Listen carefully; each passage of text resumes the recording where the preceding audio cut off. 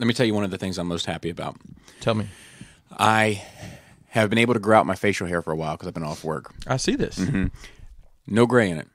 Nice. Yeah. And not that I would give a shit, really, at the end of the day. What are you trying to say, Bobby? No. So I imagine it's the same for my head. So in the future, when they have the magic elixir to grow all your hair back in the brave and bold future, I'm hoping that my hair will come back quite nicely. Right. Fully thick, dark, rich brown. Like a poodle. Oh, goodness. I can't wait. Would you really want hair, though? Yeah, definitely. Really? Yeah, I hate shaving my head, dude. I fucking hate it. I hate dragging a razor across my flesh every third day. Like, so often. I haven't got a haircut in like 6 months. It doesn't take, I don't know. It takes me like probably 12 minutes. To shave your head? Yeah. What are you using, a butcher knife? No, I use a, I don't know, it's got like 4 or 5 blades on it. And it's got like a... Does it vibrate? No, but it's got some gel. It's at the top. So it sounds like you probably have a Gillette Fusion. That sounds about right. I use the same and can shave my head and face in less than 5 minutes. That's impressive. Maybe you should do his. Yeah, my hair. Maybe taller too. My hair's ornery. I do have the big shower, so that's true. And I do shave my head in the shower also. I do too. Okay, but my hair's ornery. Like it's especially ornery. It's like it doesn't want. Like I got to drag it up fucking 5 or 6 times to get that shit. Bobby's like, get on out of here. Yeah, just wax that shit. Oh God, have you ever waxed a body part before? No, I have. What is it called? Kneaded or whatever. Nair. Yeah, I've done that before. Nair's awful. Yeah, it's. I mean, it's just melting your fucking. I've had my back waxed before. And it's not a pleasant experience. It's literally like having your hair ripped out. Yeah. Oh wait, I mean, that's literally in large patches at a time. Yeah, and that Nair smells disgusting. Here's a crazy thing. Are you familiar with shaving powder? People of African American descent often can't shave because they have a lot of bumps or whatnot. Right. So, but to be fair, it's thick and curly hair. That's what does it. So like I get it in the back of my head, like you see. Okay. Like it breaks out. Like it's obviously black people have thick and curly hair, so they are prone to it. But white people can also suffer from the same condition if their hair is thick and curly, which mine is, except for on top, which is where it matters. I'd be okay actually if it was inverted. If I lost the hair on the sides. I mean, then you'll be in. It'll be like it'll be hipster style. Yeah, exactly. Yeah, just have a high and tight, right? Yeah. So I once tried using shaving powder on my balls. No shit. Yeah. It's so basically you just leave it on there and you scrape it off. And it worked one time, but it never worked again. I don't know why. Like No. They built up antibodies. I guess. They know we know what's this. My balls said, it's not working on us again. no, we're not going to do that again. Yeah, that's insane. So you like that you don't have a salt and pepper beard? Well, it's not that I like or dislike. I just found it interesting. I figured there would have been some in there. You're not that old. I mean, I'm coming up on 40. Do people get white hair in 40s? Yeah. I feel like it. Or the 30s. Yeah. When do you get white pubes? That's the fucking. They, I think that's the beginning of the end, right? I'll never know. They sneak up on you. The chest hair too. You know, I'm a little long. yeah, I'm a little long in the tooth. I don't have none of that shit, so I don't remember. know. Yeah. I probably should have just looked at my chest. My chest hair is like... Oh, God, I hate my chest hair. But I probably should have just looked at that. That probably would have been a good indicator as to whether or not I have gray hair. Yo, bitch! But some people are patchy. And then some people got the size of the heads are white, just the size of the head. That's like, a good Mr. look, Fantastic. though. It's a good look. Oh, yeah. The Polly Walnuts. So let's move into, now that we've discussed our hair situation and how it's working out. Listen, I'm sure we have plenty of listeners that can relate to any of these concerns. Probably. Let's move into Nerd Weeks. Chris, you were here first. Oh, wow. So you get the privilege. I think he tricked me on purpose. He said, I'm going to be 15 minutes late. Yes. And I said, okay, we're going to start 15 minutes later. So I come in, Absolutely not a trick. And then you were already here. Now I just built in a cushion because I was finishing up some machine work at the shop. So, Nerd Week. Let's see. Wow. I saw Star Wars a couple times in the theater with you guys on premiere night, Bobby and the gang. Yep. And actually went again last night. Took Murder Mace. How did he like it? He really enjoyed it. Nice. I mean, he's not a super deep cut Star Wars fan. Sure. But he liked what he saw. He liked what they said. Oh, there was a Hey You Guys fan in the crowd. Oh, really? Making all sorts of noise. But it was entertaining. It was almost like an R2-D2 was in there. I noticed a lot of stuff watching the second time that I didn't catch the first time. Yeah? Yeah, a bunch of little stuff. I don't know. You still haven't seen it, right? No, I actually, yeah. And at this one, I'm not sure if I care about spoilers anymore. Okay. So I don't know. It was just there's just so much in there to unpack. It really is. There's an awful lot in that movie because it's basically its own fucking movie, independent of No, I get that. It's like 1 and then 2 and 3 jammed into this one and ignore the second one. Well, let's save this discussion for the listeners in case they haven't seen it when we get to the end. I mean, we all knew that was going to be a problem, jumping directors, right? Well, they've done that before. 4, 5, and 6 that use all 3 different directors And writers? 1, 2, Yes. 3, 4, 5, 6, 7, 8, 9. But Lucas was like overall looking over it overall, right? There was Yes, but he kind of let... So there's some interesting parallels with Empire Strikes Back. So he kind of let them have free reign, and they made what they made. Mm-hmm. He saw it and hated it, went to recut it.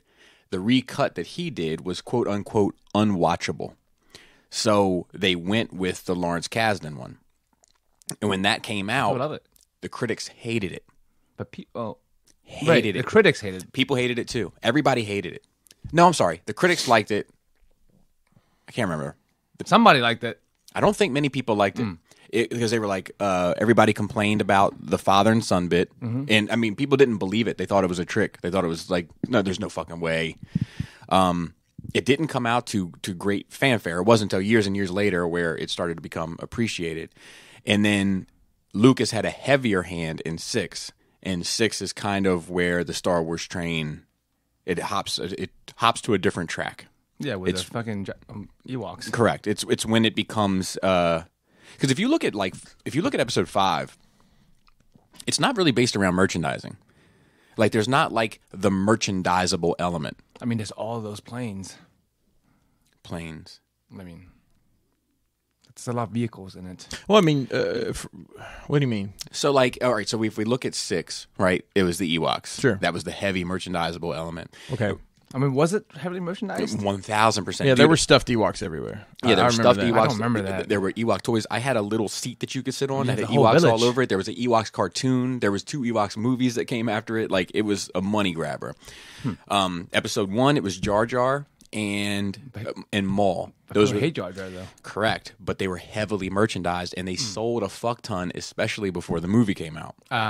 Episode 2, it was Django. Django was the merchandising push for episode 2. Wasn't as heavy, but that's what it was. Episode 3, I don't know if that one had as much. They were just focused on the story at that point because everybody, you know what's going to happen. Yeah, Just how are you going to get there? And I think Vader was the heavy marketing. Vader was in there. like his helmet was all over the place in the background of the figures. Even Grievous was a pretty big deal. That's too. true. So we could This throw them crazy in there. robot with the 4 sabers. Yep. Yeah. 7 was BB-8. Yep. That was the marketing Really? push for 7. And Sometimes it's obvious. When other times when you say stuff, I'm like, I don't see that. 8's the Porgs. 8 was the Porgs and the Praetorian Guard. Yeah, that's right. Because what they try to do is they try to grab the kids and they try to grab the adults. But you know what I mean? Like Jar Jar and Maul. And, like that's what they try to do. So 8 was the Porgs for the kids and then Maul for Praetorian Guards for the adults. And then this one was they tried Dio. It didn't work for the kids. And the Knights of Ren and the Sith Troopers for the adults. They make them in red. Okay. Well, I don't. We'll get into that in the spoiler bits. But the and then Rogue One, I don't know if I. Rogue One wasn't marketed in that direction. Yeah, I don't There's know nothing if Rogue in it One to was market. marketed that way. The big robot. Lies, deception. Well, it would have been K2SO. Yeah, the big robot. The Yeah. big robot. Let's just call him the big robot from now on. And to be fair, it might even be like just the return of stormtroopers, and the Empire and the X-wings and let's see, and then Solo, I guess was. I don't know. Solo had No, a I don't strong. think so. Solo didn't have any marketing at Yeah, all. it It was didn't. part of the fucking reason. It just exists. Yeah, it's part of the problem with Solo. But yeah, so 6 is what changed that, and for better or worse. But then it kind of, my point to all that is that once it became largely about that, it's kind of like what Batman went through, right? Like 89, had a huge movie, had a lot of success, had a lot of fanfare, and then Batman Returns was they gave the lunatic the keys to the castle, which is why you have penguins with rockets strapped to their back. Fucking great. I love those things. It is. But It's a good movie. But that's what happens when you let Tim Burton do what Tim Burton wants to do. He's like, I got it. Throw a baby in the river, and the penguin's going to raise it in the sewers. We're going to put the penguin in a rubber duck, a giant rubber duck. He's just he's a madman. And then by Batman Forever, Kenner was actually calling shots to the film. Like, no, the Batmobile's going to look like this. It's ridiculous. I mean, that's what ruins that shit. Like, that's what ruins fucking the Transformers Can we comics. put nipples on the suit? Well, yeah. Well, I think that might have been Joel Schumacher, to be fair. But yes, there was a... But that's when marketing kind of took over for the Batman films. That means Joel Schumacher's a genius. Or just like men nipples. Yes, I think both. But he's done other nipple related. Yeah, but he has done some. It's funny, like if you look at Schumacher's like filmography, like it's almost like Batman and Robin and Batman Forever are the two that don't fit in. He's done like some really great films. I mean, they don't even fit in with each other to me. Batman Forever and Batman and Robin. I agree. Batman and Robin. They're like two different fucking feel completely. I agree, but I will say this to the day that I die. I give him credit for one thing, and that is if you listen to the audio commentary of Batman and Robin, which I strongly recommend that everyone do, he says on there, look, I'm sorry. That's great. I fucked this up. That's great. I'm sorry. I can respect that. Yeah, that's good that 100%. You can look back from... Yeah, and take accountability for that shit. And he also says like some of the things that were out of his control. like some of the toy making decisions and things like that. And he was like, but at the end of the day, I asked him for double jointed elbows, and they weren't going for it. They weren't going for it. But at the end of the day, the buck stopped with me, and I fucked. Yeah, the rubber met the road, and the smoke cleared. Let's see. Watch Mandalorian, the finished. I guess watch 2 episodes of Mandalorian since last time we were here. Yeah, we'll have a Mandalorian talk too. This is weird for me because I've never been a super fan, but I have been watching the Harry Potter movies. Oh, yeah? I watched, I think we have to watch the last 2, which is 1 movie or whatever. So, yeah, I mean, we've been staying up late and watching them. It's some good storytelling. I mean, it's from the outside, it's like, oh, that's dumb. I'm like, well, it's no dumber than me wanting to believe that children with laser swords haven't killed each other, right? I mean, that's how I always try to look at it. When people say this so and so is dumb, I'm like, well, think about the stuff you like. Right, exactly. Honestly, and that's I had to put my mind in that. Like, and let me ask you this: I mentioned this the other night we were over for your birthday. Sure. And Kelly took my conversation as I was like not enjoying it or making fun of it, and I didn't mean to come across like that. Did it? No, it didn't. You said you enjoyed them to your surprise. That's why I thought. Right. Yeah. Yeah. I got the impression that you didn't hate them, but they were I got the impression it was kind of what you expected, and you were just going through the motions. Well, I'd seen them years ago, but they're getting gooder and gooder, as they say. As they down in Alabama, who says that? People in Alabama. They're getting. I mean, the story gets pretty dark. Yes, some really fucked up shit happens, and I don't know. It's there's a lot of parallels to things in other movies that I see. You can only tell a story so many different ways. I'm assuming it's beloved for a reason. All the books and the movies, and for how long it's been beloved for, and how many people. So we'll probably, I don't know if we'll get to it tonight, but probably tomorrow we'll finish up. We'll watch one of them. I've been 3D printing a lot. Got the PLA printer set up in a semi-permanent location. That was one of my struggles with it. Was I was having to move it around and it never would work. I couldn't get it to work right, and actually Kelly showed me how to, I guess, level the bed. I was trying. I literally was doing it with the level, and that's she was like, "No, you got to do all this and screw it up." But once you have it level set, to itself, you're done. Yeah. So I'm like, okay, cool. So I've been printing again. I printed a bunch of like Star Wars barrels and whatnot, and get a chair for Bobby. I've been doing some. Found some lightsaber kits that are really nice. So I printed an Obi-Wan saber so far. A couple people asked me about that. Baby Yoda's. I mean, just there's a ton of Star Wars stuff, and it's probably one of the reasons I've really gotten into it is there's a ton of shit like that. So I did want to ask you, not to backtrack, but about the Harry Potter, about the Harry Potter experience. Hey, that's probably a bit much. I'm sitting on my couch watching movies. That's the theme park, right? They have a Harry Potter experience with a wizarding world. At Universal.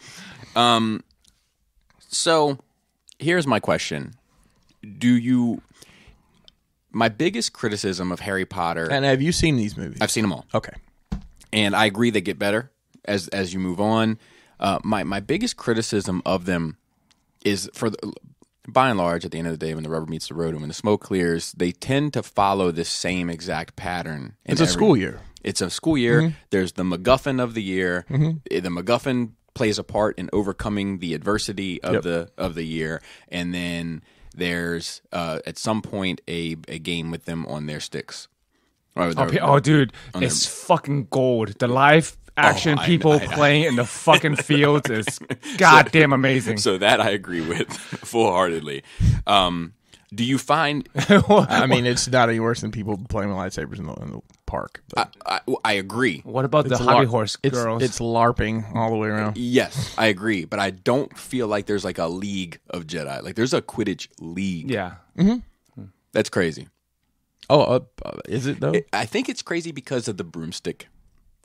Because the broomstick Have doesn't they put actually, it doesn't actually work. Do you get a Nimbus 2000 though? You might, but you just have to kind of hold it. But, but it makes it harder, right? You have to hold it there. Is that more ridiculous? Or is a hobby horse more ridiculous? What's a hobby horse? You never seen the? Oh my god! Like when you were it's a a kid stick with a horse head on it, stick. and these people are running around. You never. Oh wait, yeah, with the stick with the horse on it. Yeah. There's a whole fucking sport around it. You never seen that? No, shit? I've never seen the sport. God. But just from first impressions, I will tell you that to me it seems on par in terms of silliness. Sure. Like, and don't get me wrong. If there was a Jedi dueling league, which there may very well be somewhere, probably. I'm going to find that to be. But they make it look really cool. The choreography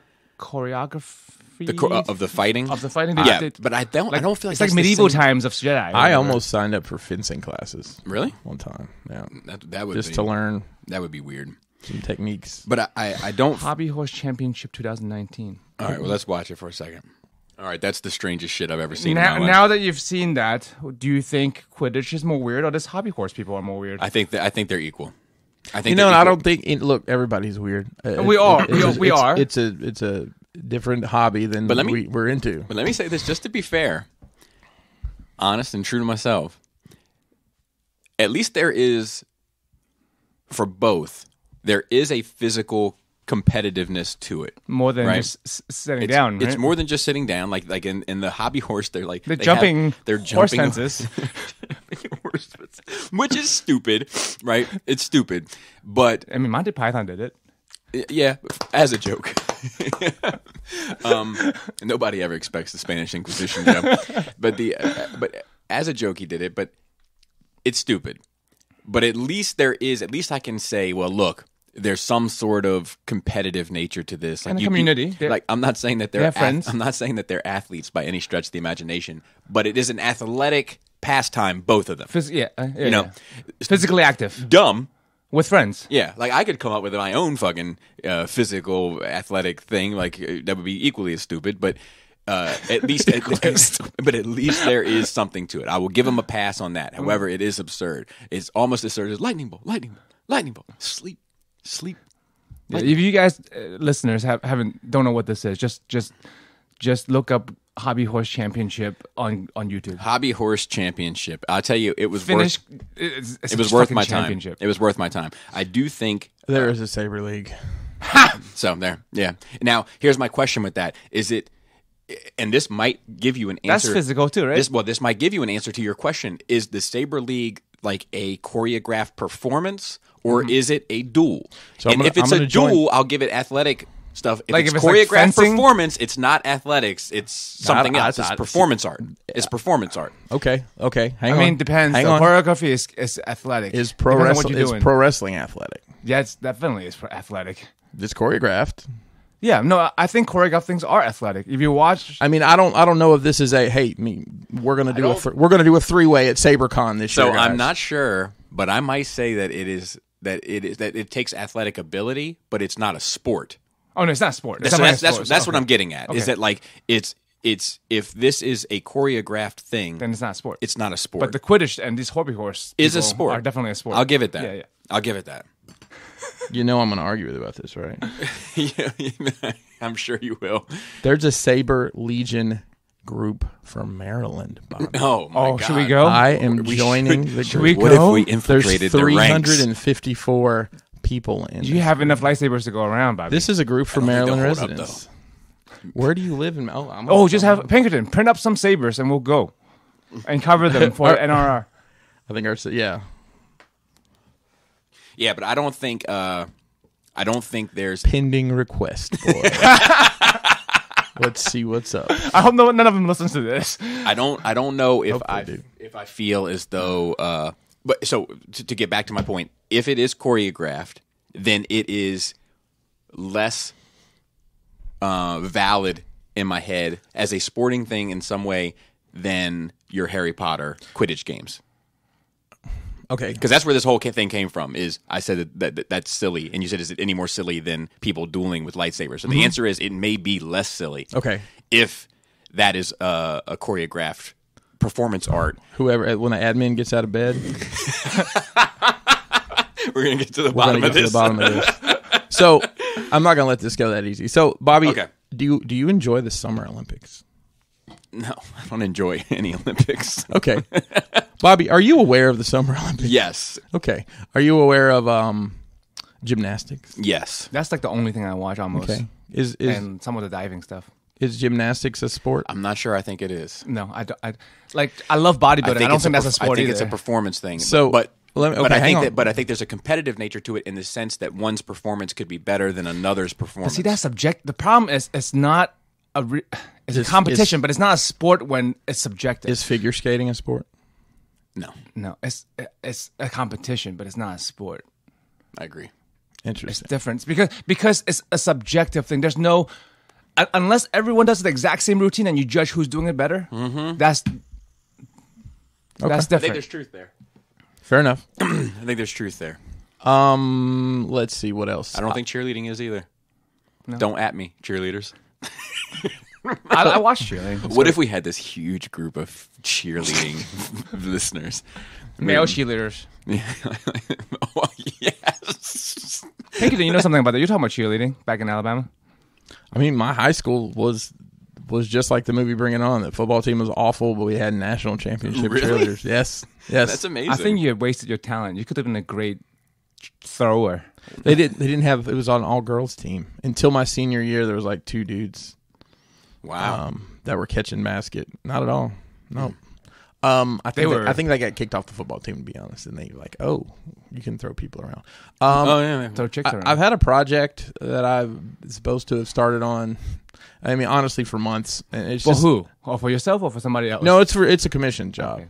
Yeah. That I just like. I could not get inspired on it. I drew up something, showed Really? it to the guy, and just couldn't get it done. Full refund? No, I mean that hadn't even. Can you talk about what the request was? Well, it's a Mythic Legions Okay. thing. Legions. The company Megalopolis has taken over the distribution of it. They contacted me before they actually announced that and asked if I could make them some stuff. Through a series of different events, I kept in touch with the guy, but what I'd drawn, I was like, I just cannot get inspired about that. I printed it out. I cut it out, the base of it. I'm like, this isn't going to work. So I just, it's really been bothering me that I'm like, I've got to do this, but I don't know what to do because I don't want to turn in subpar work. I mean, so just randomly, in between Harry Potter movies, Kelly had on TV and the Lord of the Rings. What's the last one? Return of the King. Yep. Was on. Which, by the way, Great that fucking movie seems like it's going to end about 12 times. That's I'm like, oh, it's over. Like, But what? you Fuck. know- There's more. So here's my. I agree with you 1,000%. And when they talk about it, And every time I watch it, I've seen it a dozen times. It's you like, forget, right? oh, it's over. Oh, wait, no, what? and when they talk about it in Clerks 2, I've never agreed with the writing of a dialogue in a script more than when he talks about it. When he's like, "It's fucking 3 hours of walking. The fucking trees walk in those movies." Like, that whole bit. Right. But when he says like, at the logical ending, not the fucking 15 subsequent endings Right, that they had exactly. after. But like, however, independently, that film, those endings don't work. But if you watch all 3, it does earn it. Yeah. Is my opinion on it. But like, because I've watched them with Jaina last year. Yeah. And I was like, you know what? We watched all 6 in All a row. extended, 13 hours of walking. The extended cuts, 13 hours of walking. And I was like, you know what? This ending is beautiful. But watching Return of the King in the movie theater 2 years after, or the year after the last one had come out, you know what I mean? yeah, I it's was like, weird to watch something and then not finish it and then watch it again later, right? No, it wasn't weird at all. It was just too much ending. But but that's how I felt. I was like, this is going on and on and on and on and on. So, I forgot about the gay part all the time. Like when the cool dude with the mouth comes out to talk. oh, yeah, but he's only in the uncut. He's only in the extended. And I forget it. I mean, that's one I always watch, but I always forget it. Yeah, he does that Marilyn Manson smile. Yeah, and he's there for like a minute, but there's like a fucking Hot Toys of him or some shit. Is it really? I've seen this. He has like a cult following. I feel like His the mouth actor? of Sauron. Oh, no, that character. So I was watching this, and they were at the Helm's Deep battle, and there's an interior shot where one problem I have with that movie is all the guys look the fucking same. It's so hard for me to tell people. The what guys? All the guys, everybody in the movie, they're all these scruffy guys with mid-level hair and shitty beards. Yeah, it's just a bunch of white dudes. Man. Two of the white dudes were talking in there in this castle, and I saw it. I'm like, that's it. That's what I'm gonna make. And I took a picture of the TV. I went and I fucking designed it, and I'll show you where I'm at right now. Yeah, let me see. I could not sleep. I woke up at 4:30, excited about working on this project. Inspiration. Went down to the basement. Were you excited about the project, or were you excited to finish? No, I'm excited to build it. Oh, nice. Because I'm really good. enjoying. That's awesome. The way it came out. Let me show you guys. So, there you go. Oh, that looks good. That's beautiful. Yeah, That looks fucking It's beautiful. great. so it's. Yeah, I mean, we're gonna finish everything up, but that's like gonna be double sided. It's gonna be arched all the way across, and it's gonna be Like four a of hallway? four of those full modular, sections. so you can open it up? Yep, and then they'll be able to use it however they want. I got to figure out if I'm gonna do a ceiling. Kelly thought of some shit today. She's actually filling and sanding on it right now.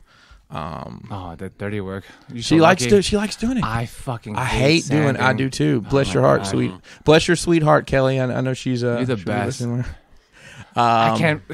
You found somebody that likes fucking filling and sanding. How lucky are you? Yeah, that's well. crazy. I mean, Jesus Christ. obviously doing it on the foam is a little. And this, I'm doing foam. I had to go buy foam. This is taking a ton of material. I'm gonna have to go buy more foam. But I'm sure you won't find some in Bobby's workshop. There's a ton in there. Yeah, I use that devil green shit. By the way, when you come to my house this week, I probably have a huge box of foam for you to take back. Beautiful. I'm using the machine to cut these pieces out, and then there's these pieces left that I don't really have any use for. Beautiful. So, I'll take it. yeah. So that's good. I finished up another project for. I can't really. It's the one I was working on when you were over. Yep. So that got painted and finished and sealed, and it Nice. fits in a DTOF. And Is it for Oxum? no, it's not. Absolutely not. No. But it's kind of sort of related to that, but not. Okay. I'll tell you about it later. Actually, I can tell everybody about it next week. I could show it to you, but I can't tell you what it's for. E-fill for Oxum. Plain to see, you can't change me. Yeah, saw you guys a bunch. Let's see. And we're gonna continue seeing each other a bunch. Party at my had the party at my house. Yeah, which the Christmas was party, fun. which was good. Oh wait, no, we're not just gonna let that go by. Oh Jesus! So I'm not gonna give away any of the details. Oh please don't. Bobby won't. made the most uncomfortable party I've ever had in my life. I heard it wasn't him. I heard it wasn't Well, he was the linchpin to this whole thing, so to speak. So yeah, because I wasn't me. I didn't initiate it. I thought I did. It was confirmed by Yeah. two people that Who he didn't did? start it. I'll tell you. Okay. So the Because I was over. I was talking to some other people, and I just heard this raucous thing happen. so the party was, we got there. It was low key.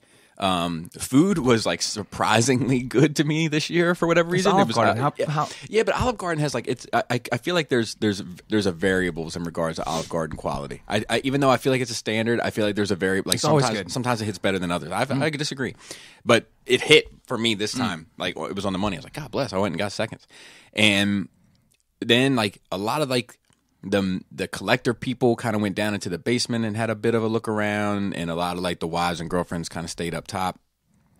And The wags. yeah, and that's cool. But I do feel like a lot of times I hate when stuff like that happens. It happens. It happens a lot of times. It happens organically that like the men and women start to separate at like a social gathering. But like I usually like to be like everybody in the mix.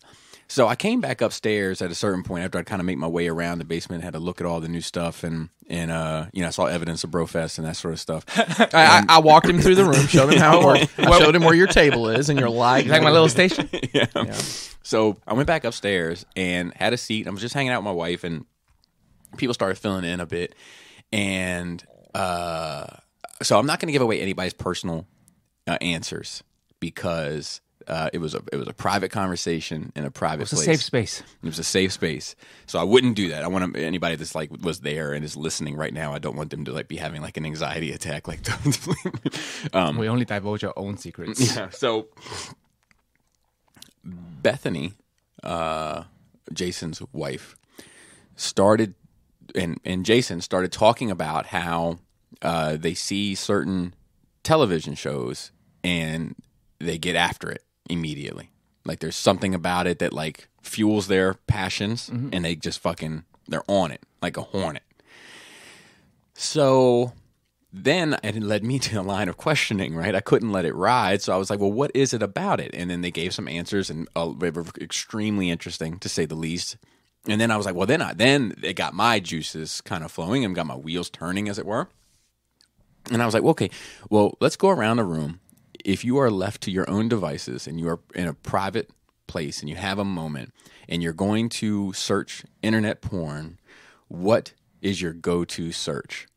And we went around the room. And let me tell you something.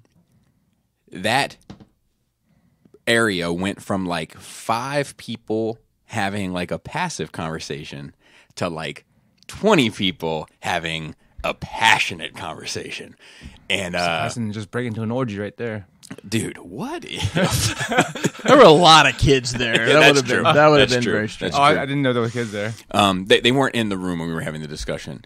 It was just Not for the- most of the time. Yeah, every now and then they come out like want a cookie or whatever. But some of the answers, they did not disappoint, and people were laughing, and couples were learning some things about one another. There was numerous times at that night where I shouted at the top of my lungs, "This is the best night of my life." to some of the answers in that room. And there's layers to a lot of those onions that I wish I could divulge, but that would be, I assured it that topic came up in the conversation. They're like, what's going to fucking pop up on a podcast? I was Right. like, look, I won't say a word.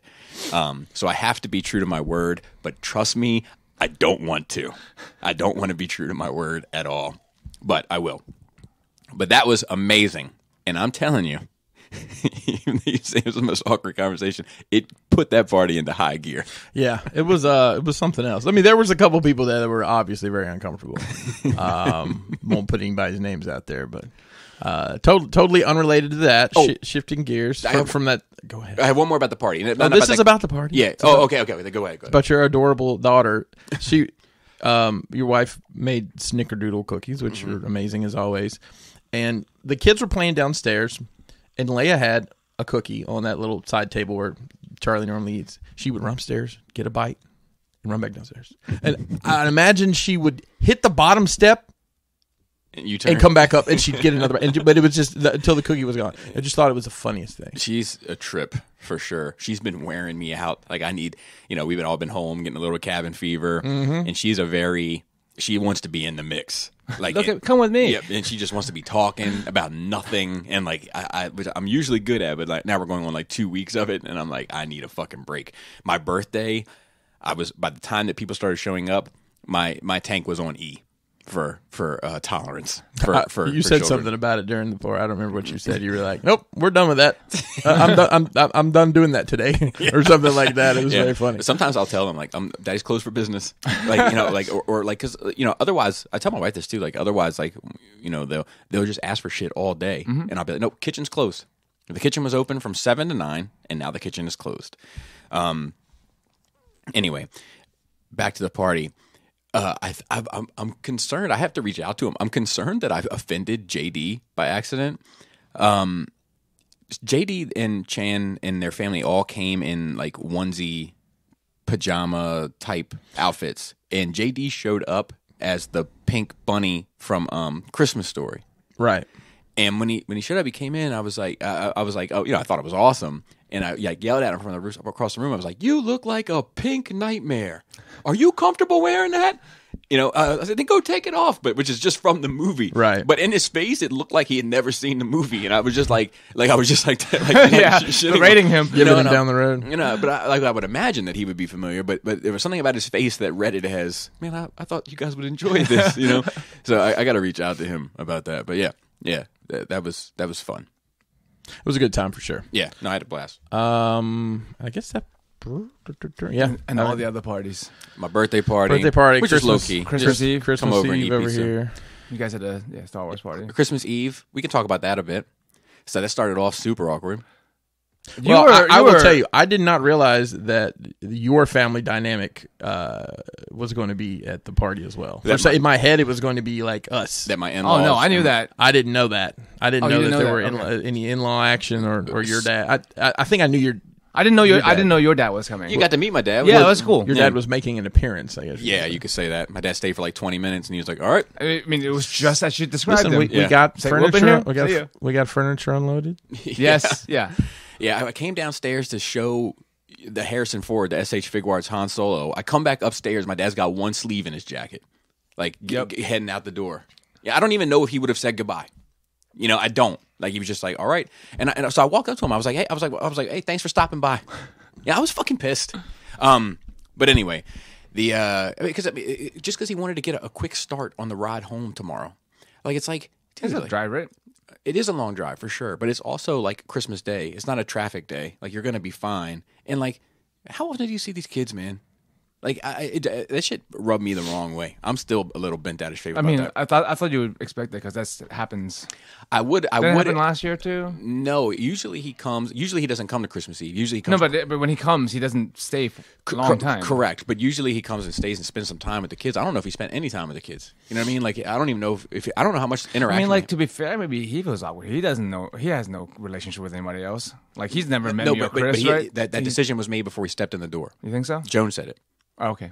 So like, because I know I like when I step in a place that I'm uncomfortable with, which is often I try to leave ASAP. Yeah. So let me circle on all those sharks for just a minute. Joan actually went to my wife at some point and started crying and was like, "Look, he's gonna leave soon tonight. I don't know why. He's stuck in his ways. I tried to tell him not to, and all this." And Laura's like, "Whatever you guys want to do." It looked like she didn't tell me because I've been like, why the fuck did you come in the first place? Just stay the fuck home. It rubbed me the wrong way. But and only because he doesn't spend enough time with my kids. Like they know who he is, but their relationship is not like I've said this a million times. But like, had his mother had the relation, like if his mother, my grandmother, put in the same effort, time wise and relationship wise that he did, he'd have been in real fucking trouble. Because my grandma was like basically my mom. He would he got plenty of time to.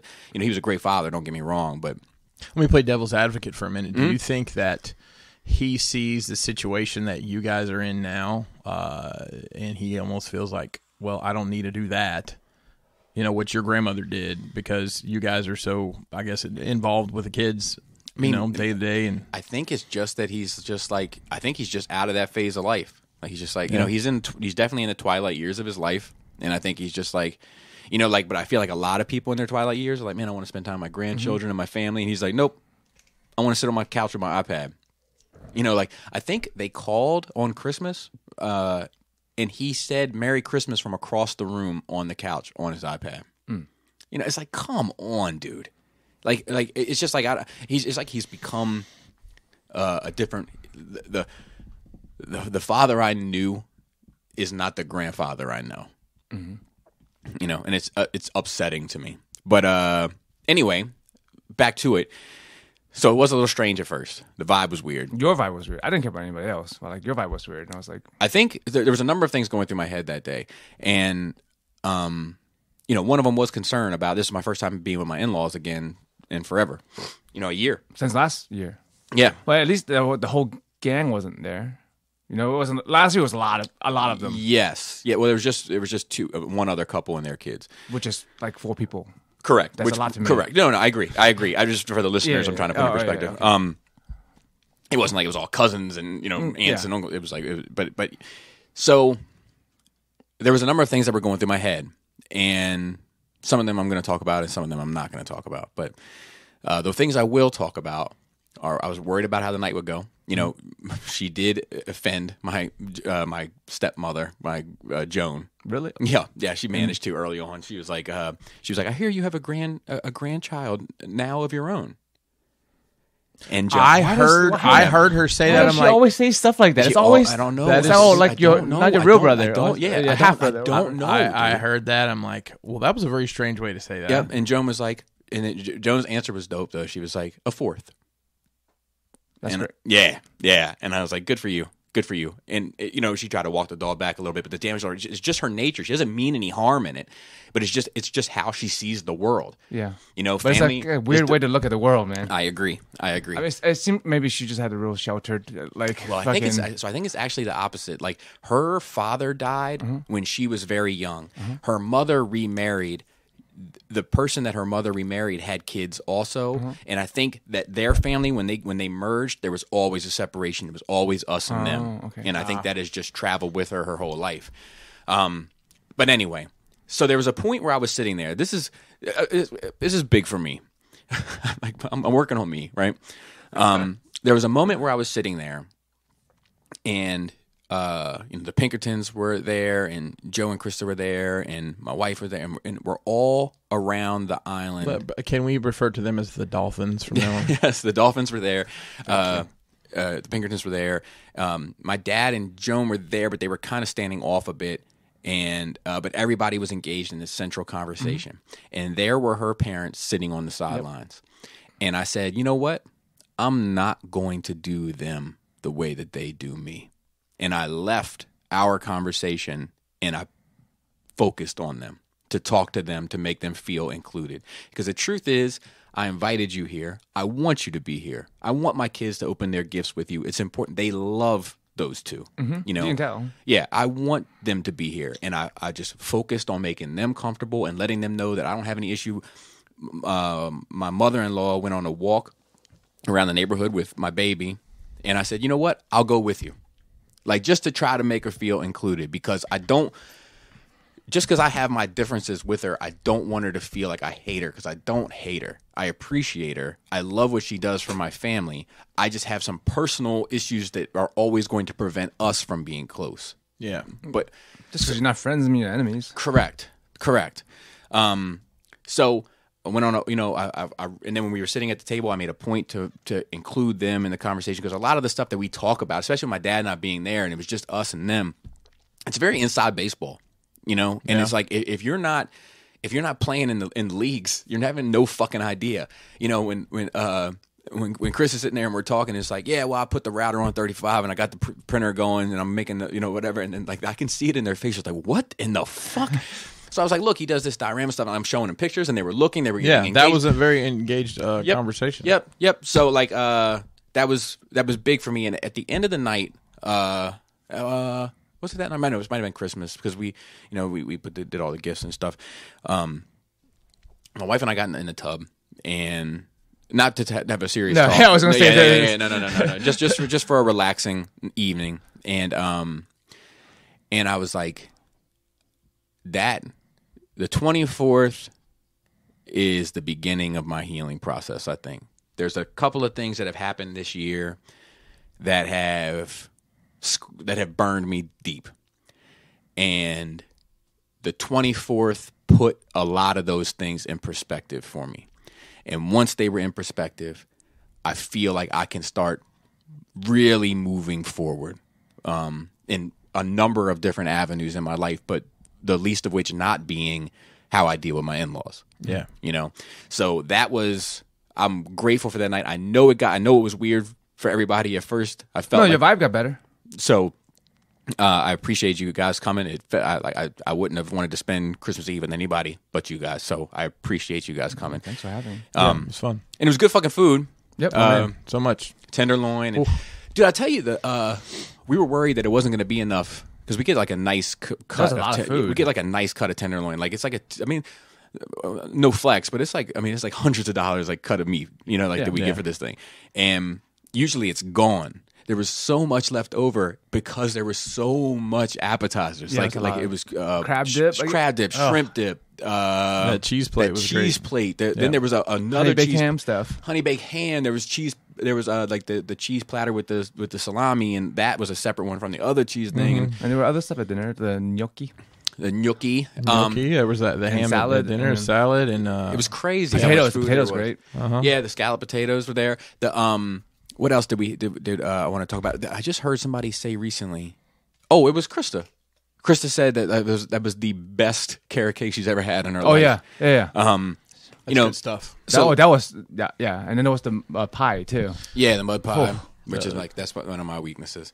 Carrot cake gets better day after day. It's so gooey. We just it was so cold. We just left it outside. I mean, we just put it in the garage, not outside. Squirrels weren't fighting over anything. Right. So that sums up, I think, all of the gatherings. Hey, Bobby, why don't you talk about your nerd week since you just kind of took over? We'll I'm done with mine. So you're in the midst of yours. Yeah. Yeah. I'll That was I can't express how the 24th I feel like it gave me some order to things, so I'm grateful for that night. Had a great. It was less awkward than last year. Yeah, well, I was prepared for last year. Last year last year got off on the wrong foot. I mean, it was us and them the whole time. Right. I was just standing next to you. For sure. For sure. The so Christmas, just low key, just stayed at home, had like a stupid breakfast, 6 pancakes I ate that morning. I'm gonna let you finish. I didn't even talk about that. Yeah, Christmas was fun. We did our presents the night after we got back, and then of course Santa comes the next morning. I got a refrigerator for the basement that works. Last year I got a mini fridge, a mini fridge, but it's like the biggest mini fridge. It's like it's 4.3 cubic feet. It's huge. Right. I think Joe could get in it. Yeah. So kids got a bunch of loot. Yeah, I got a couple Star Wars books. That's the extent of my. Jaina got all of her WOF. I don't know what that means. Wings of Fire. Wings of Fire, dude. She drives me nuts with that. I wanted to take her and throw her against the wall. She was like, I'm really into WOF. I was like, what the fuck is WOF? She's like, Wings of Fire. It's how we call it. And I was like, oh, you. What is? It's like a book series about dragons. Yeah, and don't get me wrong. I'm happy she's reading and all that kind of stuff. It's just like, don't WOF me. Don't WOF me. Say Wings of Fire. WOFing. But yeah, they. So we did that. Selena got like a desk that was like her big thing she got, like because she wanted like an art desk, and she got like a big art desk and a chair and all that kind of stuff. Nice. And then I think they all got Kindles, which I have varying degrees of regret about. But yeah, we had a great breakfast, and then we chilled out. I crashed at like 11 and slept till 1, and then we played Orangutan. It's a nice little board game involving this orangutan. You got to hang bananas off of him, and at a certain point, the orangutan will twang, and he'll pop up, and that person loses. And then we got Blockus, which is like a Tetris ripoff, and it's really fun.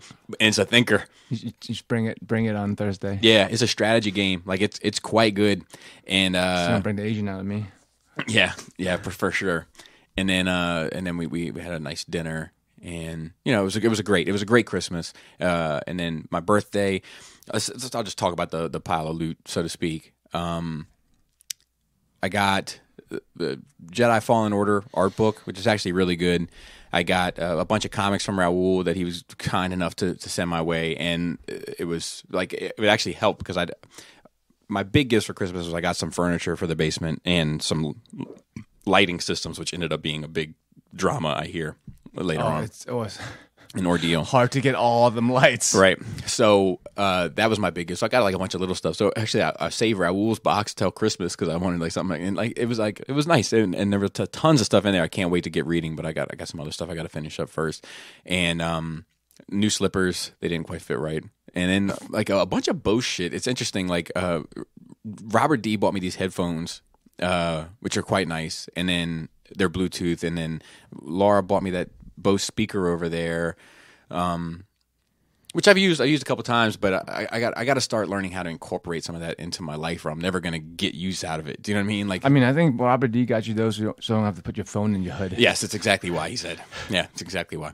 But anyway, and then I got for my birthday, I got like a couple little things, like actually stuff I think that we're going to return. I did get a Switch. Nice. Yeah, because I wanted to play Legend of Zelda, but like I can never since 3 years ago. Yeah, but I can't ever like just hijack the kid's game, Well, she's busy with WAFs and Windows. Yeah, really. But Marvel Alliance, I got for it as well, so I'm looking forward to playing that.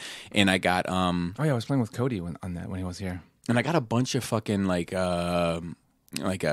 these headphones and a charger, some stuff, but I don't want any of it. So like we're gonna return all that, and I told Laura just get something that you want. Like I'm kind of good.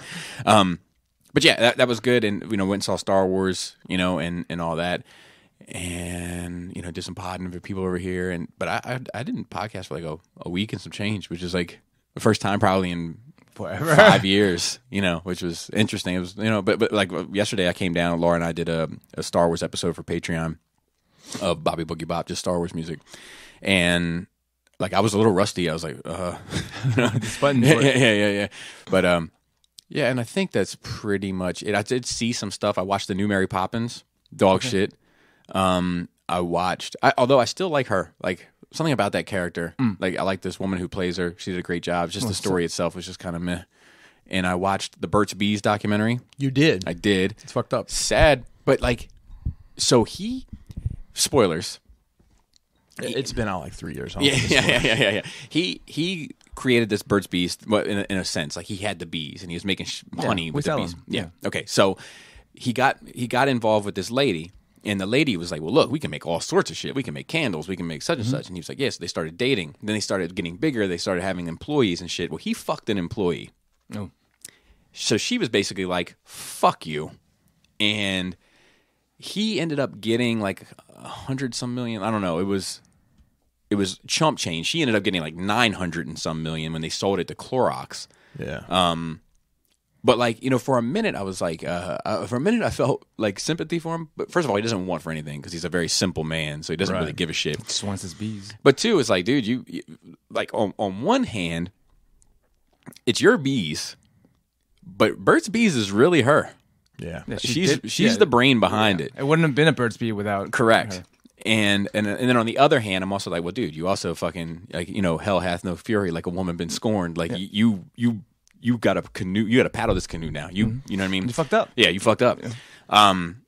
And then I watched another documentary on this yogi. This is all Laura shit. So like, Sounds like it. Is this Bikram yoga? Oh God, that guy is the worst. Yeah, he's super a fucking awful creeper, person. rapist, monster. And like using his powers for evil. His yoga powers. And he's walking around in there with this little Speedo. It was fucking bizarre. Some of that California shit I'll just never understand. But apparently his program is good. People still use it. People love it. They just don't call it Bikram. They used to like advertise his name. Like this is Bikram program. Yes, but now they don't. Now they're just like like the yoga formerly known as Bikram.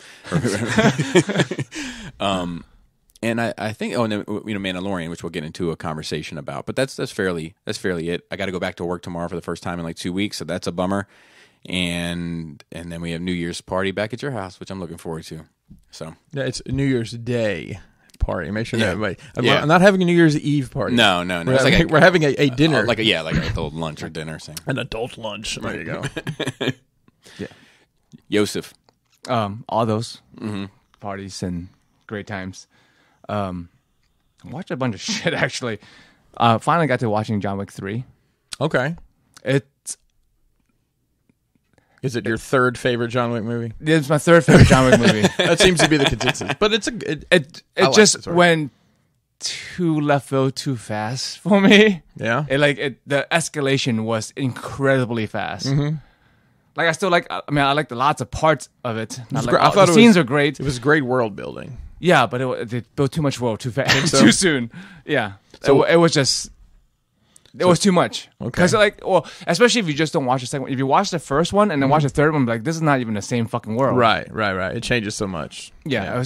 They put too much in there. Like if they worked this through another 2-3 movies, maybe. Yeah. But yeah. But I mean, I still enjoy it. Sure. I still enjoyed it, but like not as much as I wanted to. Yeah. I still would like to watch those. You should. Well, now it's a 6-hour commitment. You can skip the third one. Just watch the first. I don't know. I think there's a lot of good stuff in the third. No, for him. Oh, for him, no. He'll think it's ridiculous. Yeah. Like the stuff. I love the stuff with the dogs, but he'll think it's just. I mean, like they all have great scenes. I mean, but like as a movie or as a story, it's just fucking out there. It is. I don't know why we watched. Oh, it was just on Silent Hill Revelation. It's terrible.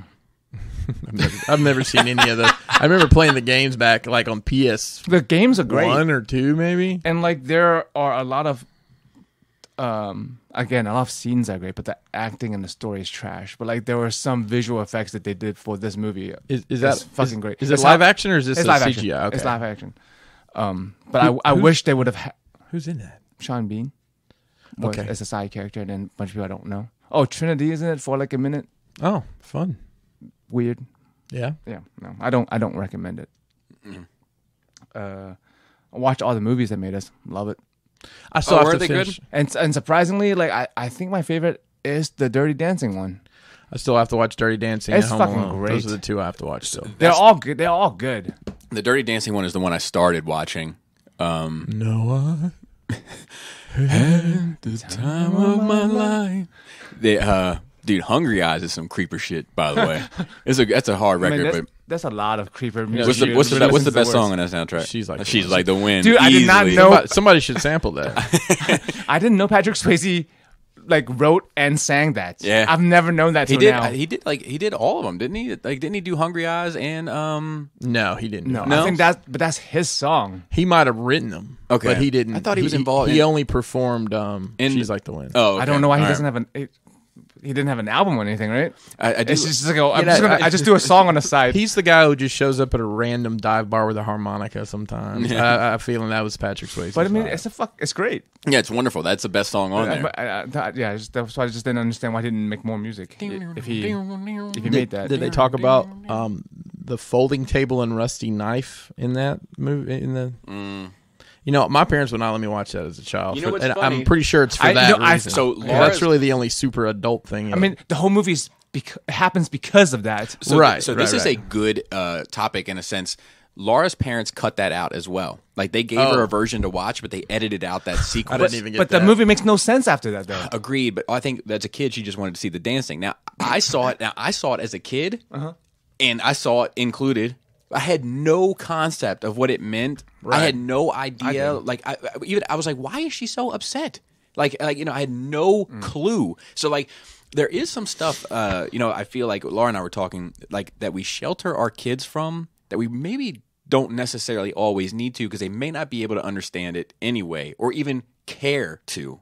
You know, there's a lot of stuff that I saw as a kid that I overlooked or looked past it because it just didn't make sense to my 8-year-old brain or whatever, you know. So I was just, I'm gonna move on to the next bit. Yeah, maybe it's a cultural thing because like a lot of stuff you guys were talking about you didn't get as children. Like I did. Like I knew all that stuff. Maybe it's Asialand thing where they don't just care. Like I know about the fact. I know about coat hangers and stuff as a child. That's crazy. Like just the the exposure element to it. I don't even know where you would get exposed to it. Like because it's not like we've hidden abortion from our kids. It just hasn't come up. You know what I mean? That part of the nice things of the current times is you don't have to worry about coat hanger abortions mostly. Right. Whereas when I was a kid, that was a thing. Yeah, but when was Roe versus Wade? you ever locked your keys in your car in front of an abortion clinic? Oh God. Joe, have you? No, I haven't gone to one yet. No, I just maybe you met somebody there to go to the anime con or something and just parked there and locked your keys in your car. Would you go inside and ask like, hey, you guys got a coat hanger and try to get in my car? I mean, any reputable business. I mean, I worked in auto parts. But y'all got a coat hanger? I'm sure some of the protests out there is probably waving coat hangers around. Maybe. Can you wipe that off so I can try to get in my car? Maybe. But yeah, I don't know. I don't. But it was like I wasn't sheltered from any media. Like things like that would be talked about in movies or whatever that I would watch. And as kids, we talk about See, but all of that. I wasn't really sheltered either. That's my point. Is that like, well, especially at my mom's house. My dad sheltered me a bit, but my mom, I mean, it was a fucking free for all. She had, I mean, you know, she was checked out by 8 p.m. You know, so like I had free range. I watched in third grade. I had watched all of the Nightmare on Elm Streets that were available at the time. I had watched all of the Friday the 13th that were available at the time. The Hellraisers, the Child's Play. Like my palate was extremely expansive for that age. But like, there's fucked up shit in some of that stuff that like I was like, well, I don't know what that means, but you know, the fucking Freddy Monster's pretty funny guy, like you know, or whatever, you know. I don't know what that is. I don't Because even now, I feel like I go back and I watch. maybe we stuff. just have different shows in Asia Land and here. Maybe. You know? I feel Because like things like that, like how often would you hear abortion come up in a show? like in a primetime show. You wouldn't. You wouldn't. Not yeah, then. but you would at least back then. That would happen on a show. I feel like it didn't happen left and right. I watched like Murphy Brown and all that shit. That was like, I mean, maybe like maybe I'm misremembering. My member berries are crooked. Like maybe on like Beverly Hills 90210, there was an abortion episode. maybe, but even that's middle school. You know, that's even, that's even a little bit older. I probably would have understood it a bit better. But elementary school, I feel like I wouldn't have been watching whatever was talking about that. I mean, I wasn't watching Dynasty. So and, how old were you? Dallas. How old were you when I you did watch Dallas. when you figured out how babies are made and how they come out? 5th grade, How old is that? Oh, when they taught 10 in school. See, I knew that much younger. Well, I knew that babies came out of the vagina, but to be fair, I also thought for the longest time they came out of the stomach because my mom had 4 C-sections. You know, so like that was birth to me. Like But you understood what a C-section is. They cut the baby out. Yes, but I'm not sure if I understood that there was another way to do it. Because my life, my worldview, when a woman gets pregnant, she goes to the hospital, she gets out, and then she has these scars and staples across her stomach, and that's how the baby comes. You know what I mean? You know what I mean? Like that's all you know. Yeah. Right. I didn't That's all explain to you. Correct. I'd probably say 5th, 6th grade. I don't remember I distinctly. knew much younger than that. I remember when I learned that the penis has to be inserted into the vagina, that is what constitutes what sex is. And you know what? I'll take this shit to the grave with me. I went through my entire family life course, and you know when I learned that? In a fucking question on the last day of it. on the last day of family life, they had like a little box that you could anonymously put questions in that they read at the end of the day. I remember that. So, but I don't remember them reading the questions, though. So they read them No, to they read them and answered them. Correct. And one of the questions was like something like, so let me get this straight. Sex is when the penis goes into the vagina. And they were like, yep. And I was like, well, son of a bitch. I missed that. They had me plotting periods and shit like that, I remember. Like I had to like plan out my period. What grade was this when you guys? 5th. See, I don't think we did. We didn't have anything like that in Alabama. You know, that tree don't fork very often. So I remember, I guess it was 10th grade, we had a sex ed class. It was taught by a 65-year-old basketball coach. Maybe it it's was a state real thing. informative. Read chapter 7. Yeah, maybe it's a state thing because I was in Maryland at that point in 5th grade. That was my first year in America. Yeah. Like the Sabre Group, Maryland. That they responded. Let me check and see if they're out of bed yet. But yeah, it's like I think that as a kid, and maybe I'm unique. Maybe you're the standard. I don't know. I'm going to start talking to more people about this. But I feel like I consumed entertainment, consumed media in the same way that I kind of communicate with Jamaican people. Let me explain. I took the pieces that I understood and pasted them together to make sense of the story in my head. You're that man. You know, it's like I got a buddy of mine, like just came here recently from Jamaica, and like I love this dude. But when we talk, like I'm always like, all right, A, C, G, and then like there's like a moment of silence after he finishes, and I'm like looking at him, and in my head I'm like A, B, C, D, E, F, G. H. That's what he means. Okay, boom. And then I answer like The cipher code. Yeah, and it goes fast. You know what I mean? Yeah, but like, you have to think about it. Yeah, but I think that's the same way that I consumed entertainment as a kid. Is like I didn't understand all of it because a lot of it was for older audiences. So I would eliminate that and just make sense of what I could to kind of enjoy the content. I don't know. Interesting. Yeah. I think it's a major difference between us is because we're raised in different countries. Well, I mean, even different states. Yeah. I mean, that experience you had in the 5th grade, I didn't have that experience. Right. That's the thing that I always say. Like, education makes for... It's important. Sex ed is fucking important for not ignorant fucking adolescents. So I remember fucking up. around that time, they took the boys to the gym and talked about wearing deodorant and things like that. And, you know, things are... it was very up the 1,000 feet, very vague. Right. And then the girls apparently got the whole... I mean, I remember it was being different out. Your parents, conversation. your parents have to say whether they want you in sex ed or not. Yes, they had to sign a permission slip. Now my That kid seems super early to me, though. I mean, fifth grade. My kid. Jane is going through it now in 5th grade. Really? Yeah, for a fact. And But you're gonna start going through puberty, and like correct. soon, Oh, well, yeah. Like you need to know that as like before. Let me tell you something. Somebody should have got on my kids about deodorant years ago.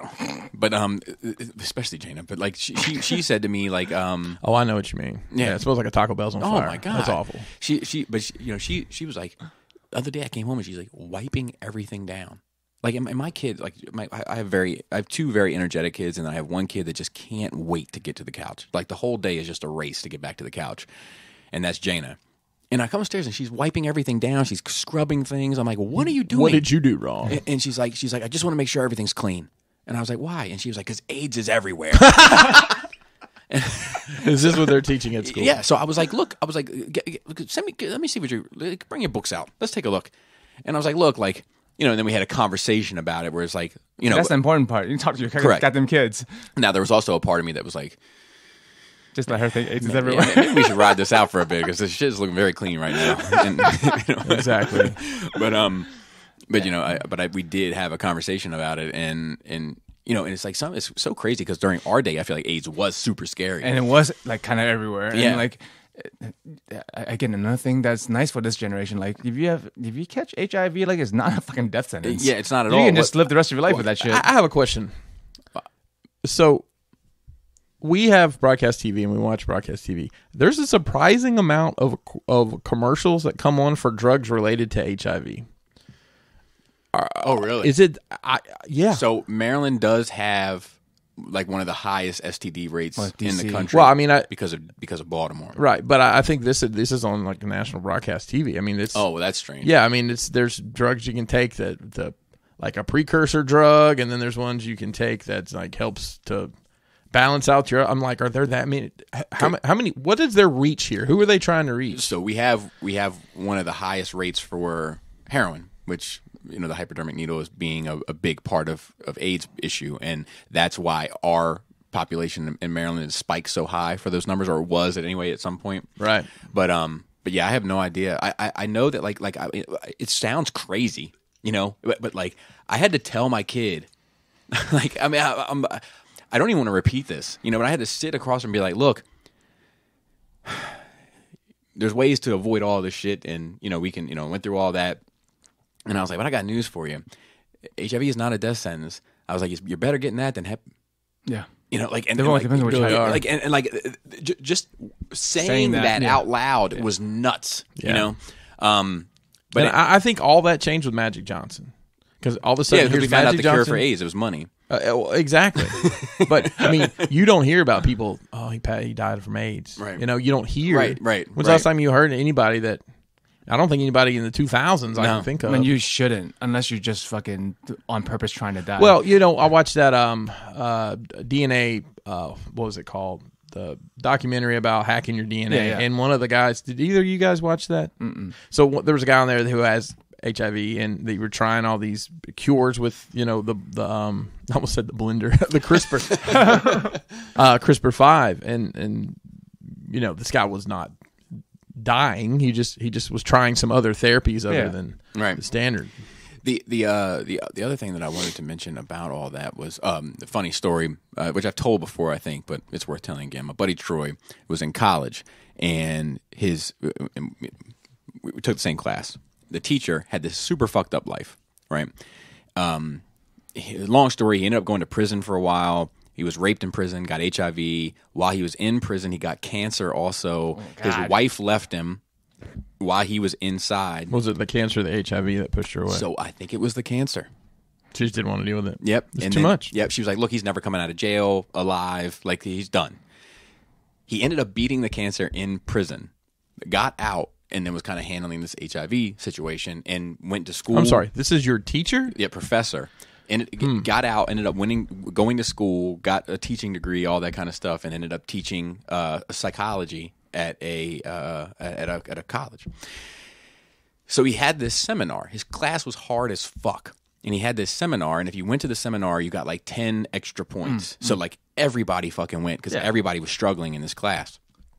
And that's where he told his whole story. And then when you hear his story, you're like, oh, well, no wonder you're so big on some of these things because, like, it's a big part of how people deal with it and deal with life-threatening disease and live their lives and all that. So I was like, no wonder you're caught up on this. So he came back to class. My buddy Troy did not go. Mm-hmm. He was like the only one in our entire class that didn't go. So he was like, let's recap some of the stuff that we learned at the seminar. What are the 3 H's that were originally associated with HIV? and somebody raised their hand and they were like homosexuals. He's like, that's right, homosexuals. He wrote homosexuals on the board. And he was like, somebody else. And they were like heroin users. And he's like, I'm looking for hypodermic needles, but yes, hypodermic needles. They put that on the board. And then like nobody else had the third answer, right? So he was like, Mr. Troy, because he knew he didn't come, can you tell us the third H, please? Inform the rest of the class? And Troy was like, I don't know, man. Hawaiians? Whoa, wow. I have not heard this one before. No, this is a new story. Wow. So what was the third H? Haitians. So he wasn't that far off my in terms, God. but yeah, those were the three H's that were originally associated with HIV. I've never heard I've that. never heard I never heard Haitians that Haitians. I mean, Yep. the needles and homosexuality, Yep. but I've Yep. never heard the. But dude, Wow. you talk about something being funny. I don't know, man. Hawaiians.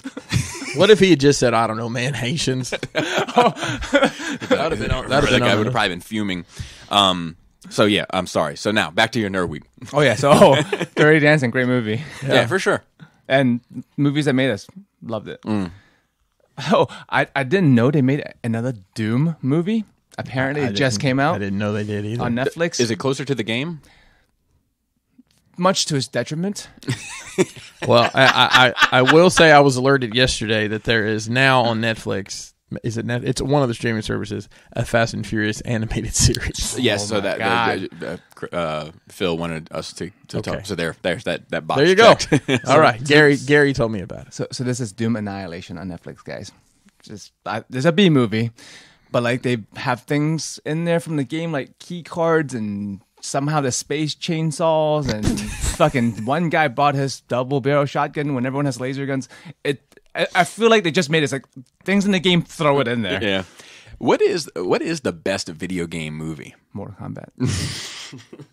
I think Street Fighter with. Movie, no. movie, right? Yes. Specifically movie. No, I know it's Movie. not. There was a Street Fighter movie. I mean, I know. Yeah, it's got Raul Julia and Van Jean-Claude Van Damme, and then there's the Dude, I Chun-Li mean, the one. best line ever. To me, it was just a Tuesday. That's the fucking hardest that from? line. You know what I might. Raw Julia Bison. He's like, to you, that's the yeah. most important day of your life. To me, it was just Tuesday. Oh yeah. So That's I haven't seen the new Lara Croft.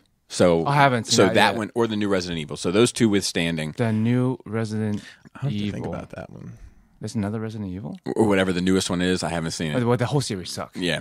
The first one was You know which okay. one I might have to say it is? And now I'm going. This is off the cuff. So Yeah, because I'm not thinking about. It's hard to think of Yeah, all yeah, the fucking game movies. I might have to say World of Warcraft. I haven't seen it. It's not terrible. Are you sure? Yeah, It looked like bad. it's not great. Are you sure? It's not great, but it's not bad.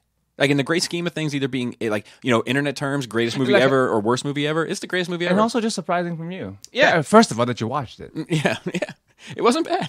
You know, I have to admit something horrible. Video game movies that I've seen. I've seen the Angry Birds movie. That's an Angry Birds movie. How is it? Solid. About 4 years too late. What about the Mario Brothers movie? Trash. But yeah, I would have to probably go World. What about you? World of Warcraft. Why is that difficult for me to say right now? Wow. We Just say wow. Yeah, wow. Just say wow. I don't wanna do that. That's Wolf. what we call it. Wolf and Wow. No, I think Mortal Kombat, man. I love that It's movie. good. It's I good. fucking love that movie. And the Resident Evil movies are pretty good. That are first couple. The first one was okay. First one was okay. I'm just but flipping like the through. 7 what of about, them. What about the Double Dragon movie? Nope, Oh no my good. God. I'm just looking at him. Here. Yeah. I did. Wow, Tron. Which No, Tron's not a video that's game not a movie. video game. It's a I know. movie about a video it, game. it showed up here. On But I had to think about it for a Yeah, second. yeah. I know there was a Wing Commander movie. Wing Commander. There's a Tekken movie. Oh, I saw that. I have the Tekken movie, I think. Oh, I have the Dead or Alive movie. Also, terrible. Yeah. Yeah, although it's not based on a video game. The movie The Wizard with Fred Savage. I would buy that. That movie. Yeah. Are you if it- sure? Yeah. Just to watch it again. Because it'd probably be like in a $5 bin or something. Like I would. In a $1 bin. Yeah, but I would watch it. Dude, that Mario Brothers 3, like I still think about how great that felt. Like, because you had no idea Mario Yeah. Brothers 3 was coming, and that's the first time you see it, and like, you're like, oh my god, the dude got a raccoon hat on. Like, what is going on?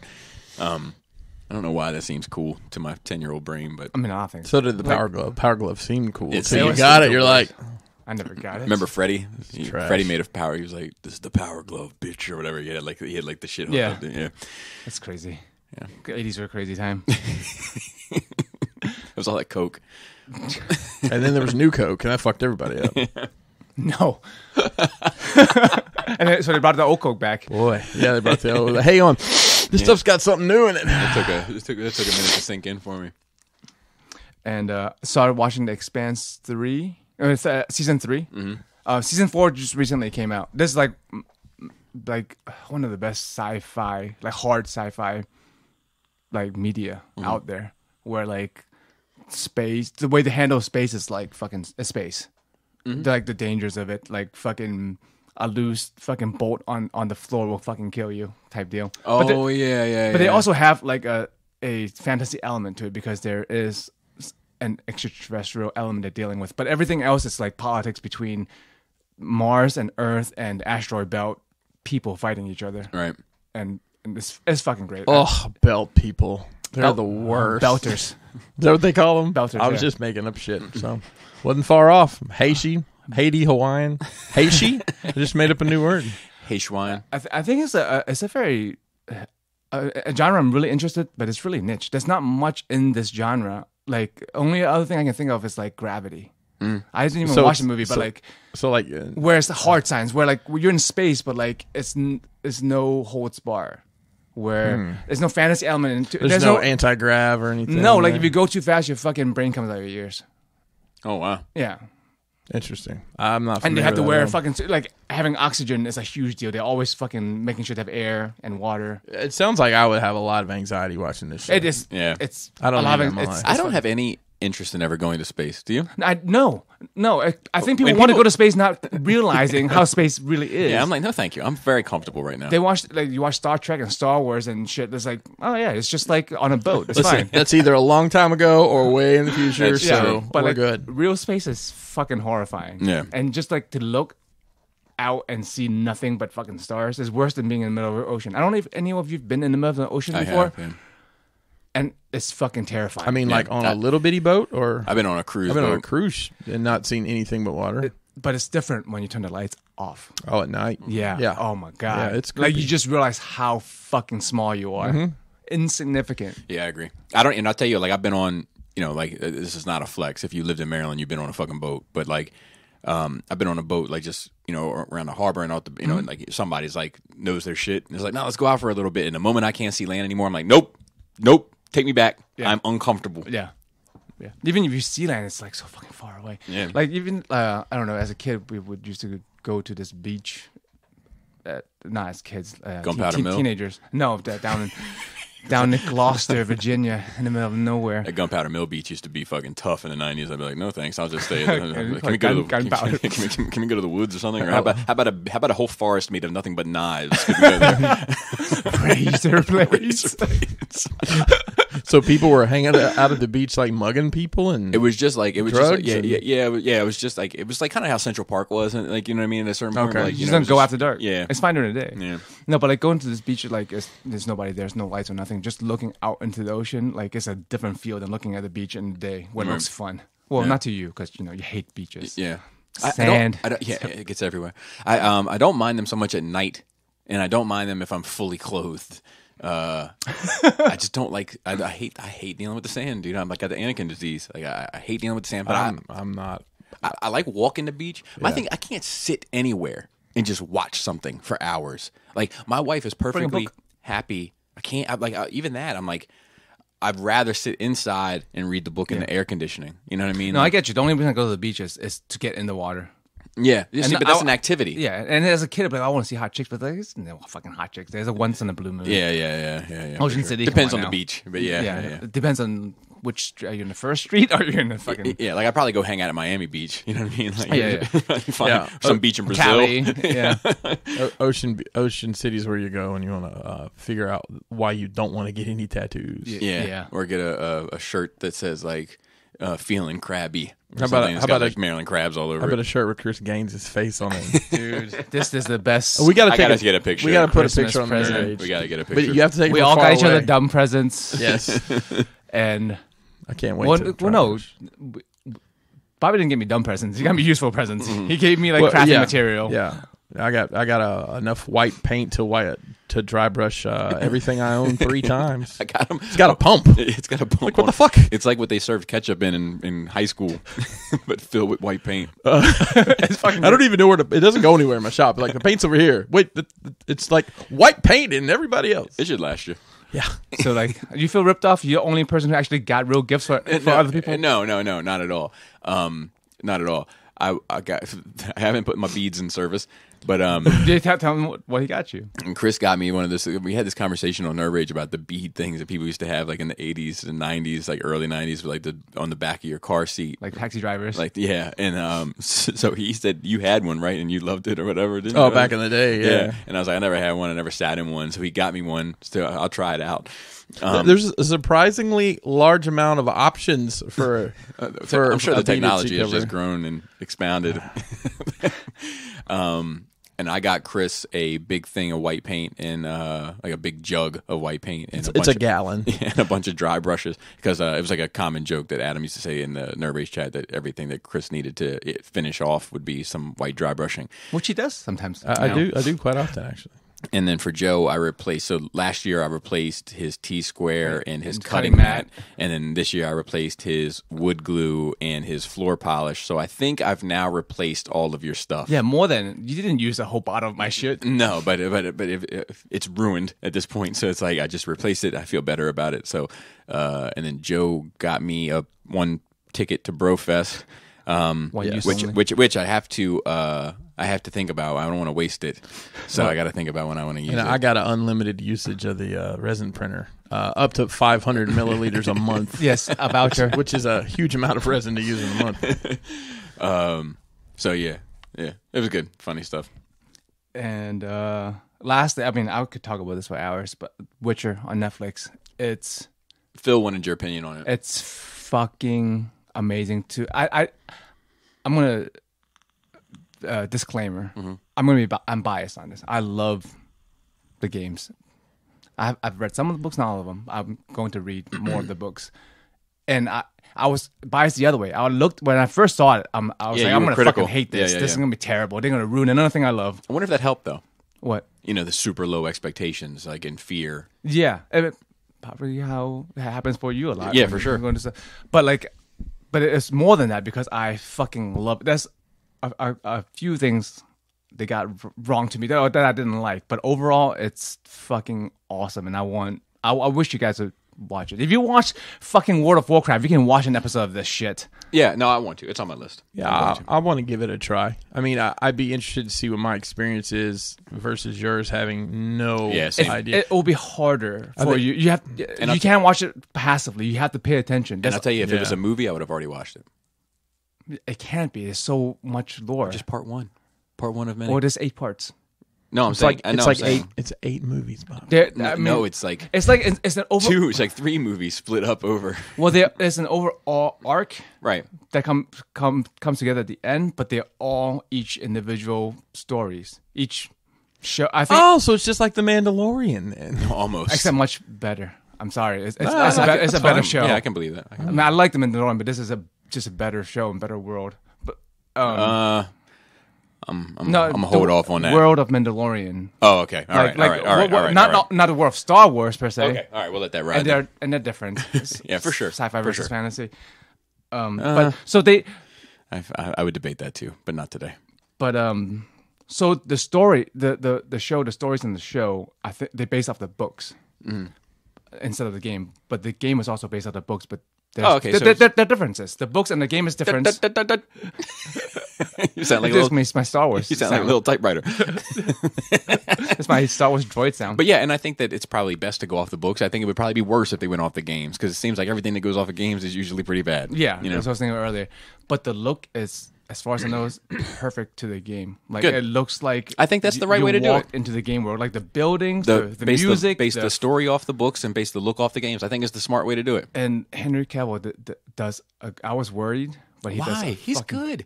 But he doesn't look like Geralt. Oh, okay. Yeah, Yeah, that to me, that's a different argument. From outside looking in, is going to be the hardest part is getting over that's not Superman. Yeah, Just because that's the only thing I relate him to. He's a fucking great Superman. And he's a great Geralt. Like he does the voice. It's like it sounds like it's from the video game, but his own take on it. But it's the same guy. Like if you play the game and you watch the show, it's like okay, I believe it's the same guy.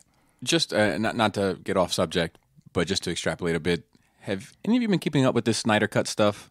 It's been catching some fuel on Instagram recently. I just know there's a hashtag, and it's been pretty. There's some of the stuff, like I guess Snyder has put out some images from some of his stuff, and some of it has been pretty interesting to see. Like, are they just?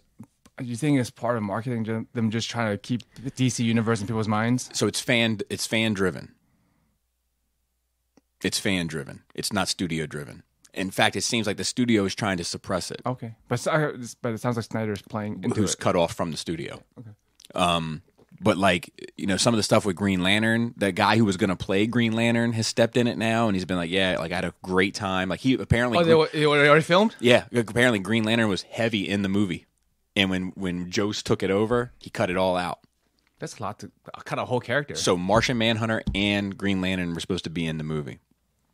The guy who played Green Lantern has come out and like shown pictures and stuff of like some of the design stuff, and dude, I mean, it's just like man, like oh, like, and maybe it would have been terrible. There's no way to say, but like what could have been. Apparently, it was like also Zach didn't want Justice League to come out at that time, that was a studio decision, so he just rolled with it, and he had just started to change his kind of format. Apparently, it was originally a 5-arc movie that he wanted to tell. There was never going to be a Man of Steel 2.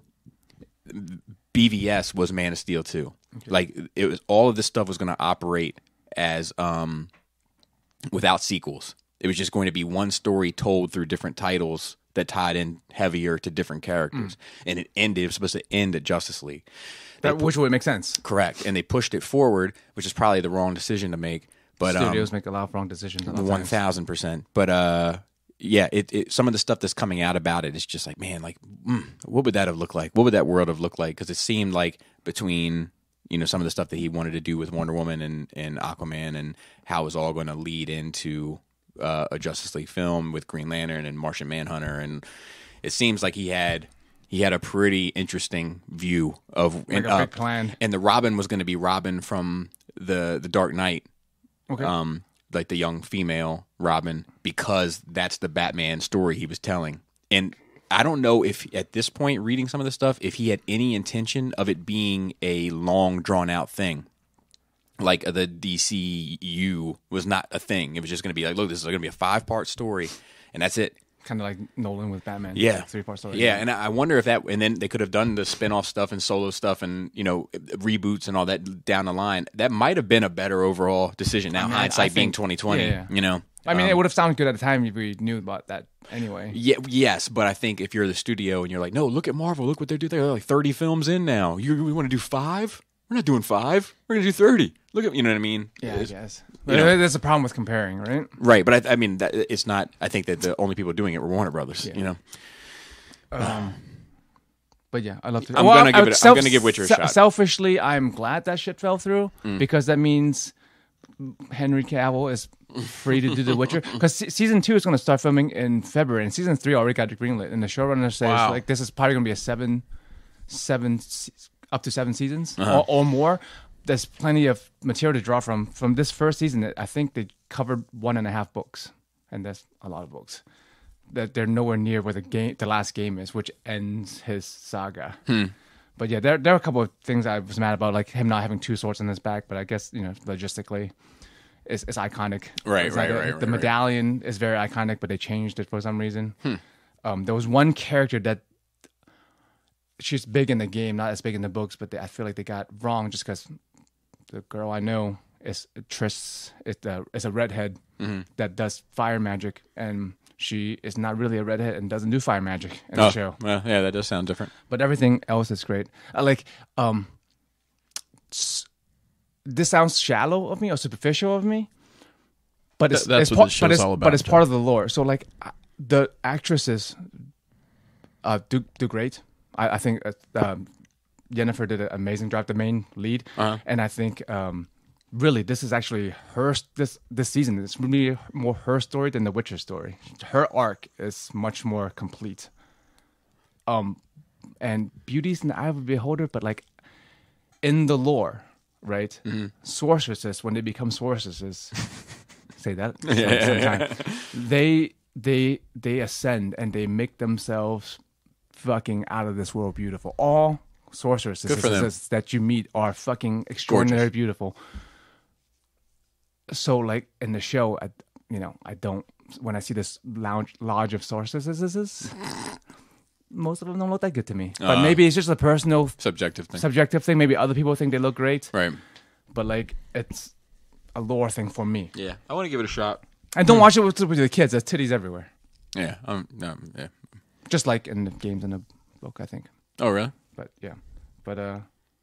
Yeah. I could talk about it a lot more, but yeah, that's. I'm gonna try to watch it. Just watch it. It's on my list. It's just 8 episodes, man. It's 8. It's like fucking 8. What is it? 80 hours? 8 hours. Movie decimal, Bobby. No, that's just movie. that's a math joke. And if you haven't watched it and you haven't played the game or read the books, go into it knowing that it's multiple timelines going on, but they do come together at some point. Don't get confused. Okay. All right. Because like I think it's supposed to do that, like where you put it together in the end, but I think it's confusing for people if you're watching it. You think it's one continuous story, but it's actually told from like at least 2 different periods of time. It's hard to say. It's hard to tell because sorceresses and witchers don't really age, so they look the fucking same. Right. That could be very, very confusing. Yeah. It becomes clear later when you see other characters are different looking. But like I said, you have to pay attention to it. You can't watch it passively. Is that it? That's my note. So let's get into our best worst list, and we're just going off the cuff because we're not super prepared because we've been on vacation. So we're just going to go through them roughly, and let's see. Let's start with things we read. What is the best thing you read this year? I don't think I've read anything this year. Really? Oh, Goblin Slayer manga. There you go. It's like the only thing I read, and I really enjoy it. So you only read one, and it was a knockout. Yeah. All right. The only thing I remember, I know I read 1,000. I read chapters here and there of other shit, but like the only thing I really remember is Goblin Slayer. All right. What about you? Well, I was just looking back at your Batman books. I really enjoyed that War Games story. That was really good to me. That's really good. The Black Mask story. Yeah. Yeah, I'd probably say that just off the cuff. I think the best thing that I read this year was it was a gift from Raul from last year, but Of course it's going to be gift from him. He gives you good shit. it's the Outcast series that ended up being. didn't Andre 3000 had. You know, those two guys just complimenting each other in their rap skills. They do. I mean, they have a They're lot of great fantastic. stories in the music videos. Not for nothing. Look, there's an interview with Andre 3000 that I highly recommend everyone listen to. It's with Rick Rubin. It's fantastic, and it's kind of eye opening. Like he's like scared to make music. Like he says he dabbles, but like he doesn't put any music out because he's like scared to kind of like step on his legend.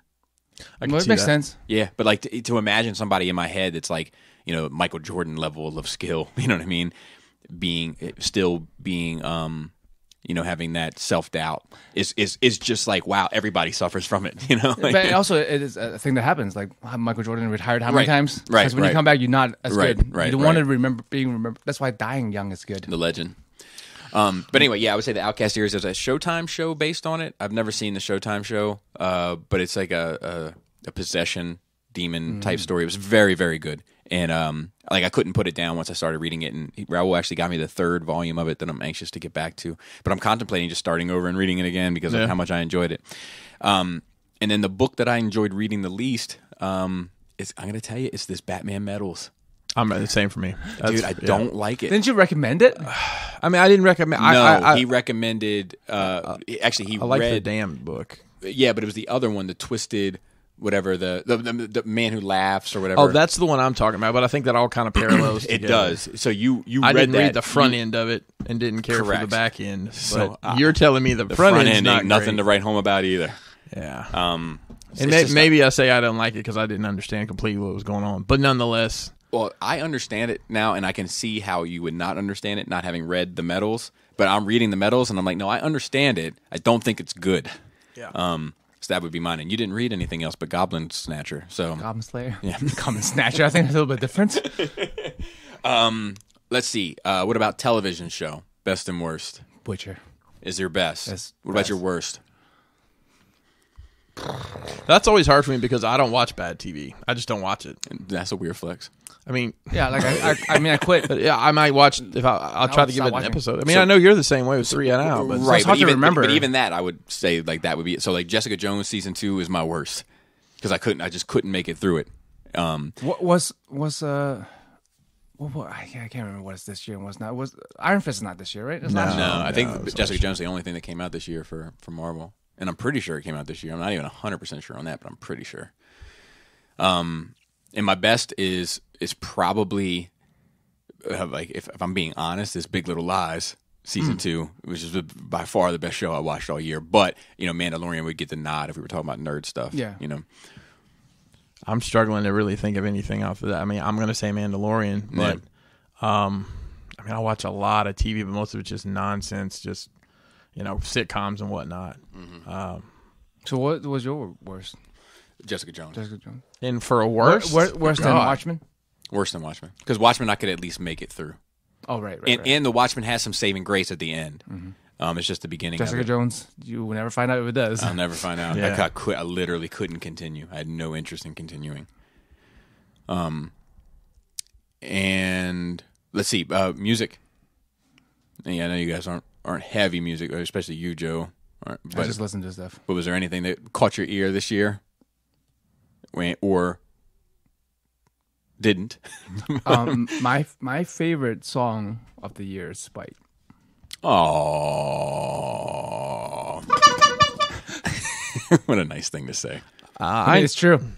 Thank you. I don't listen to albums as a normal thing. I just normally listen to a playlist or whatever. But yeah, Yellow Wolf's album this year, Yellow Cowboy, I thought was very good. I can't tell you how many albums I listened to. I will say, and it wasn't the worst, but I was disappointed by Post Malone's Hollywood's Bleeding was not as good as Beer Bongs and Bentleys. So I agree with you. It wasn't bad. I was just it wasn't what I was wanting. I agree with you. My thing with Post Malone is like I think that overall this Hollywood is Bleeding is not as good as Beer Bongs and Bentleys. But I will say this, just in his defense, there's 3 songs I love off Beer Bongs and Bentleys, and there's 3 songs I love off of Hollywood is Bleeding. But fair. I like more on Beer Bongs and Bentleys. My favorite album this year is hands down Jim Jones, El Capo. I can listen to it pretty much all the way through. I love it, love it, love it. And dude, there's this hook on the song, it's my favorite song on there called State of the Union with Rick Ross. And the hook on it is like shine a light on my feet and watch all my steps. There's ghosts in my head. Like there's I love it very, very much. And my most disappointing album is a fucking Fab album. Fab put out an album this year. He did? Yeah, and I'm a big Fab fan. And it's more like a mixtape, I guess. It's kind of hard to tell at this point. Yeah, but it's fucking not my cup of tea. And there's a song on there called Bombs. It's Back on My Bullshit, which is great. And it's very true, aptly titled song. But the rest of it, it sounds like he's trying to be like these young kids. And That's the worst thing these guys can do. dude, man. and I'm good with the young kids sounding like the young kids, but when the old guys try to sound like the young kids, it's fucking strange. I remember when Auto-Tune was big and 50 Cent put out Auto-Tune. Yeah, and dude. Fat Joe, I'm like, oh, y'all got to stop Yeah, this shit. it's weird. My question doesn't work. is it Stay in your lane. is it that? Is it sounding like the young kids, or is it just trying to evolve with the way it just move along with So where music you is can going? you can do both those things, but I mean, and I haven't listened to the Fab album, which I do enjoy his music. But I mean, if he's doing a bunch of ad libs and squeaks and noises, and I don't know, and just if his flow's all mumbly, and which his flow's kind of always been a little mumbly. Yes, but it's not like no, he's doing like the singing. Like the, I don't need no. It's weird. It's just a weird look for him. Find a washed up R&B singer for the hooks. Come But on. yes, agreed. But not Back on My Bullshit. Back on My Bullshit is super hard. But the Tool album deserves a nod as well. It's not what I wanted, but that doesn't mean it's not great. The best thing to me, and I didn't listen to the Tool. I did listen to the Tool album. Yeah. I've never been a huge fan of Tool. It sounded just like Tool to me. But my favorite thing that came out of that is the meme of Ron Swanson from Parks and Rec, who is a grown ass man with a mustache and a polo tucked into khakis, running down a hill, and it says, "When 40-year-olds hear that Tool has a new album." They did the same thing with Rage coming back together. Yeah. Also, but I just thought I got a good chuckle out of that one. So, and then the final category, the big one, films. Best and worst. And worst might be, I might have a caveat to mine. It may not be worst, but it may be the one that hurt the most. Because I'll get to it. Do you have it? I'm trying to think what.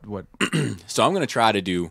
Just new movies, right? Yeah, just movies that came out this year. Yes, this year. I'm trying to think fucking what all came out this When did year. Aquaman come out? Last year. You missed the boat. Yeah, you walked into that one. Well, I thought I had something for this worst, but I'm drowning out here now. Well, list the movies that came out this fucking year. So, Endgame, Rise of Skywalker, Joker, Spider-Man 2, Joker, Spider-Man 2. Oh, right. Shazam, Pikachu, Detective Pikachu. I think, is there another Marvel movie? Or did they just do 2 this year? Captain Marvel. Captain Marvel, and I think that's all like the big, kind of like nerd ones. 2019 movies. So let me tell you what my best are. Mm-hmm. The best movie I've seen this year is hands down, no question, The Irishman. It is the best movie I've seen this year. My runner up, if I had to pick like a nerd movie that was like my best one for the year, it would be The Joker. And the worst movie of the year of nerd movies is probably Captain Marvel. However, the one that disappointed me the most, my biggest letdown of the year, is Endgame. That was the one that stung for me. I that might have to be my best by default, just because I'm trying to figure out what else there is. Hold on, let me pause it while you continue looking. All right, Joe, you ready? Okay, so I'm gonna ignore like the bullshit movies like Doom and stuff. Mm-hmm. Those all came out. So of like this real movies, I would have to say Midsommar is probably the worst. Not that it's a bad movie. What is it? Midsommar. Oh, okay. The Hereditary. Exactly. People. It's shot well. It's good enough story, whatever. But like to me, that was the worst. It was disappointing. It wasn't that great. Yeah. And best would have to be Endgame. Yeah. You liked it better than Spider-Man 2? I feel like you were like a huge. I really like Spider-Man 2. Yeah, but not as much. Okay. Close. It's a close call. Okay. We're in, boys. We're in the Saber Legion. Oh, good. 355 captive. Do you have years. to have? There's no requirements, because I'm in this group, a DDR group. Like they were like, you have to take a picture of a machine with you in it, just to make sure that you actually have a machine before you can be in this group. Huh?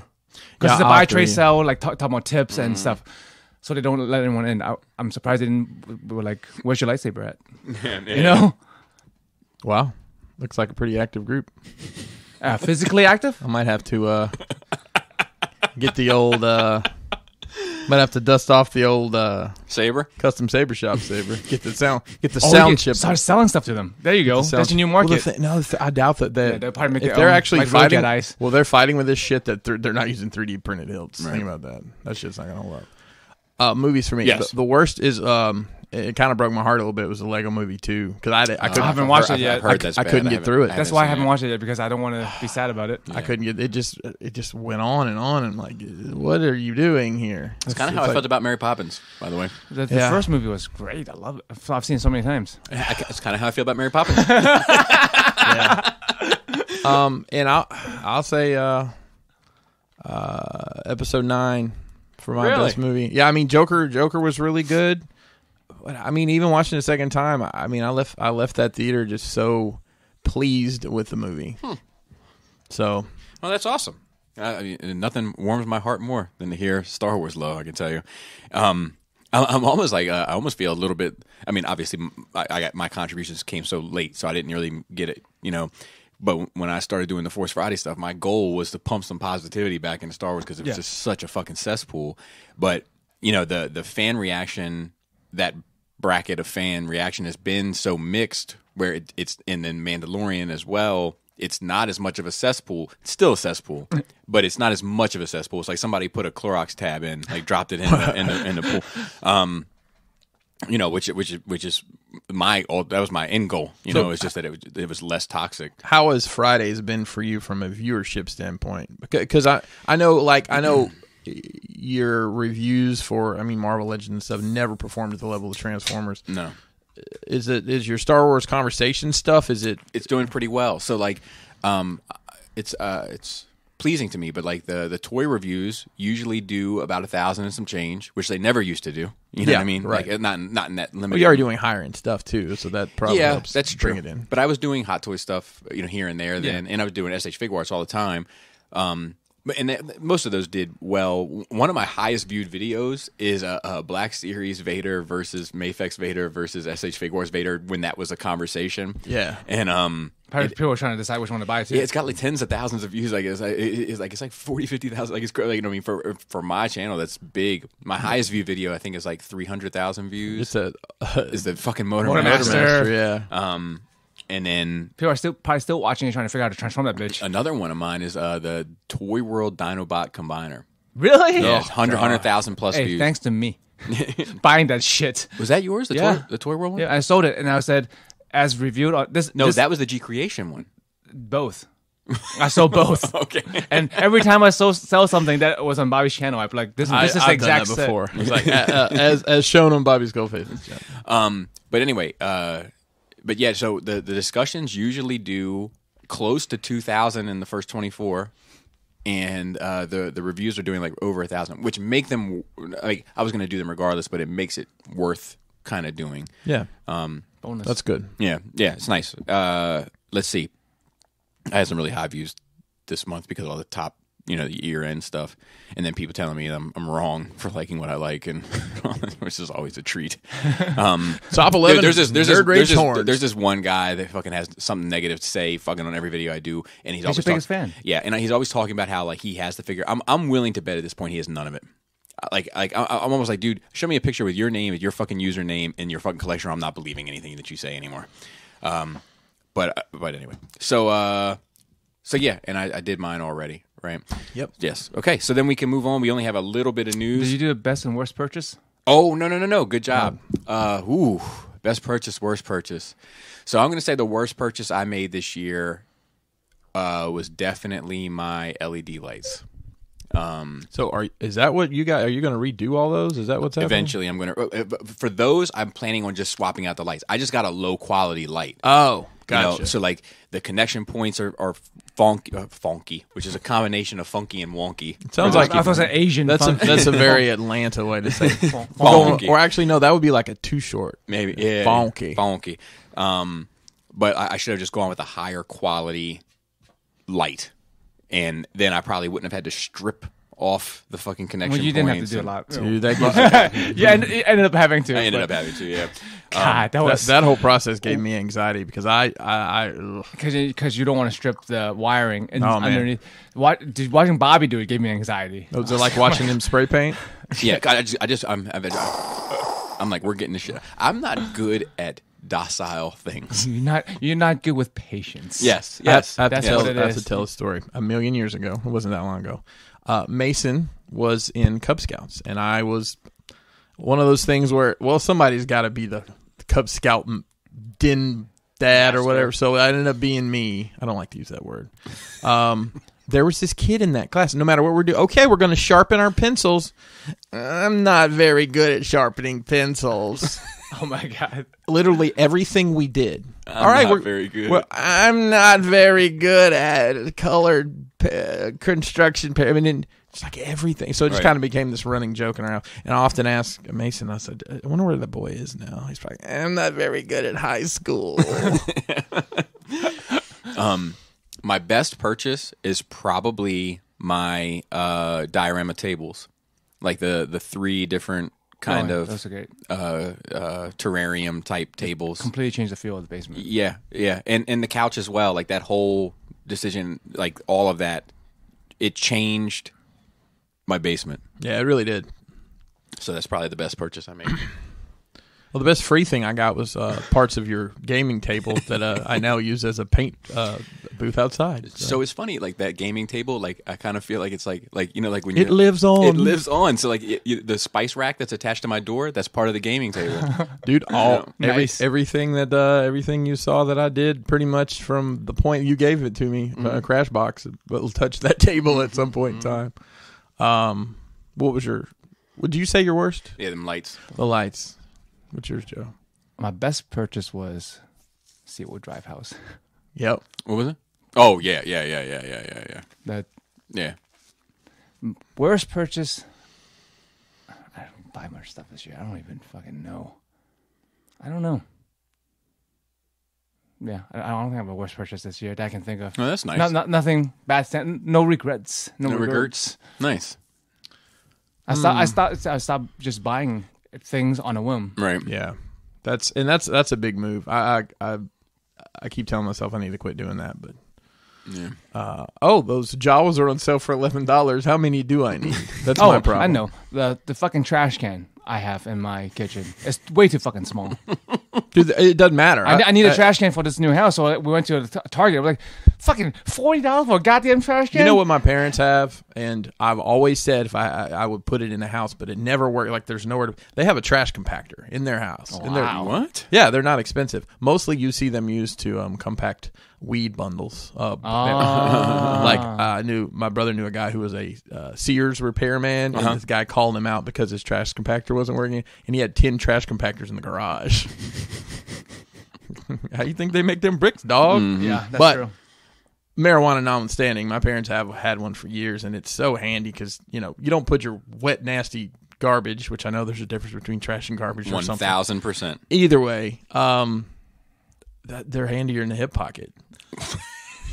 There you go. There's a colloquialism. Handier than a hip pocket. I like it. But yeah, I always struggle. It's like you did. I remember you did. You don't do skits anymore, but you did a skit. It's like every time I come to take out the trash, it's full. Yeah, like you turn around, and it's full. Yeah, it's so true. It's so true. I just had a moment the other day where I just replaced the trash. Like, I mean, I felt like minutes. And like I opened and I thought to myself, I was like, I'm not sure if I've ever seen an empty trash can in this house. I'm not sure if I've ever seen it. Yeah.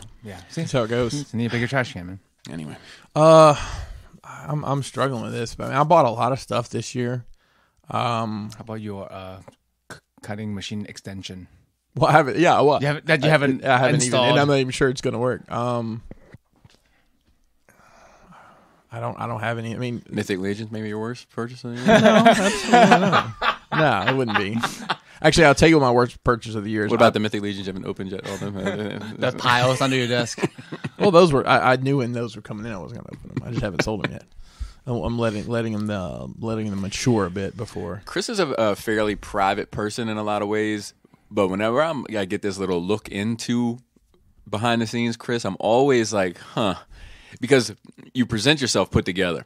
You present yourself like you got your ducks in a row, you're sorted. But then when I come over to your house and I see these like layers and layers of unopened figures, and I'm like, he doesn't even want this shit. I know that you suffer from the same problems we all have. Except the thing that he can do that we don't, or that you definitely don't, is to let shit go. Oh yeah, he's got that fluid life. He lets shit go. I'll tell you, my worst purchase was I bought. From Hot Wire Foam Factory, I bought this foam cutting table. Oh, yeah. That was not at all what I wanted it to be. And honestly, it's in a box. Right around that same time, I moved to the PVC for a lot of stuff. I haven't even used it. Donated to somebody. It was like $250 or something stupid like that. I was like, and it was, I don't know. Should have re-gifted it during Christmas. I should have. And I think it's missing pieces because we packed it up in a hurry. How much can I get for it if I put the beads on it, the chair? I don't think those two things go together. And I don't know if I have a best purchase. Any Hot Toys? Yeah, I was just thinking, like, I don't know, man, that Darth Maul And Darth Maul is pretty awesome. And With the Thanos, with the scooter. That's what it's called, the scooter. Thanos, snapping hand, non-withstanding. God, that's my problem with that fucking figure, man. He's awesome. Yeah. But the fact that he can't make the fingers snap and the fingers are articulated, I can't forgive it. Chris and I at least have a replacement hand. Yeah. Chris and I were talking about this. Static pose. Chris and I were talking about this the other day. Marvel Legends, SH Figuarts, Hot Toys. Only one company got the fucking snapping hand right. You know who it was? Marvel Legends. That's crazy. That's crazy. Well, it's their own stuff. Marvel knows what's best for themselves. I guess that would be. I guess I didn't buy any huge purchases tool wise this year. That's normally my highlight, but I don't know. Well, it was a good year all the way around. Let's move into notes. I didn't just even a few. see any notes. 2 hours in, Masters of the Universe. Netflix is making a second He-Man and the Masters of the Universe reboot. At the same time. So you thought Netflix had already announced this, but no, this is actually an entirely separate He-Man show. Be prepared for a lot of universe mastery. Netflix has just announced a new deal with Mattel Television to officially reboot the beloved toy line, turning sword and sorcery 80s action figures He-Man. A reimagining of the series, the reboot will follow the adventures of the young Prince Adam as he discovers the powers of Grayskull, forging a new team, blah, blah, blah. The new show will be CG animated and made by House of Cool CG, who provided the animation from DreamWorks Troll Hunters, also on Netflix. Descendants Adam Bonnet will executively produce the series alongside Justice League and Batman Beyond's Christopher Keenan and TMNT's Rob David. Who developed the reboot. They'll be joined by the Batman designer Jeff Matsuda and Voltron legendary defenders Susan Corbin as producers. The new He-Man show is entirely different from the Masters of the Universe Revelation, which is the previously announced 2D-inspired limited series. Okay, I mean they're not running into each other because one is a limited series and one is going to be trying to be an ongoing show. I think it's dumb to do both at the same time. I'm concerned about the amount of commitment to something that we're not sure is going to be taken well yet. Like we don't know how He-Man exists in this place. What if Mattel is, gambling on this? Well, I'm sure they're praying. The whole, double dog dare.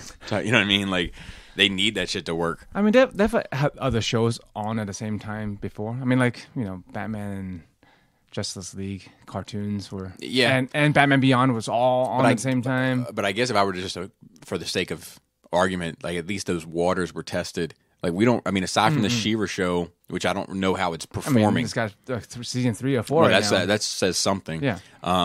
We're not sure how Masters kind of works in today's, culture environment. I mean, they have a con for it that's pretty well attended every year. Still. Yeah, that's true. And they had SDCC. Mattel's booth was basically Masters of the Universe. Yeah, I mean, they do have statues and big stuff that comes out for it. People do buy it. Yeah, no. I know there's a fan base. Yeah, I just don't.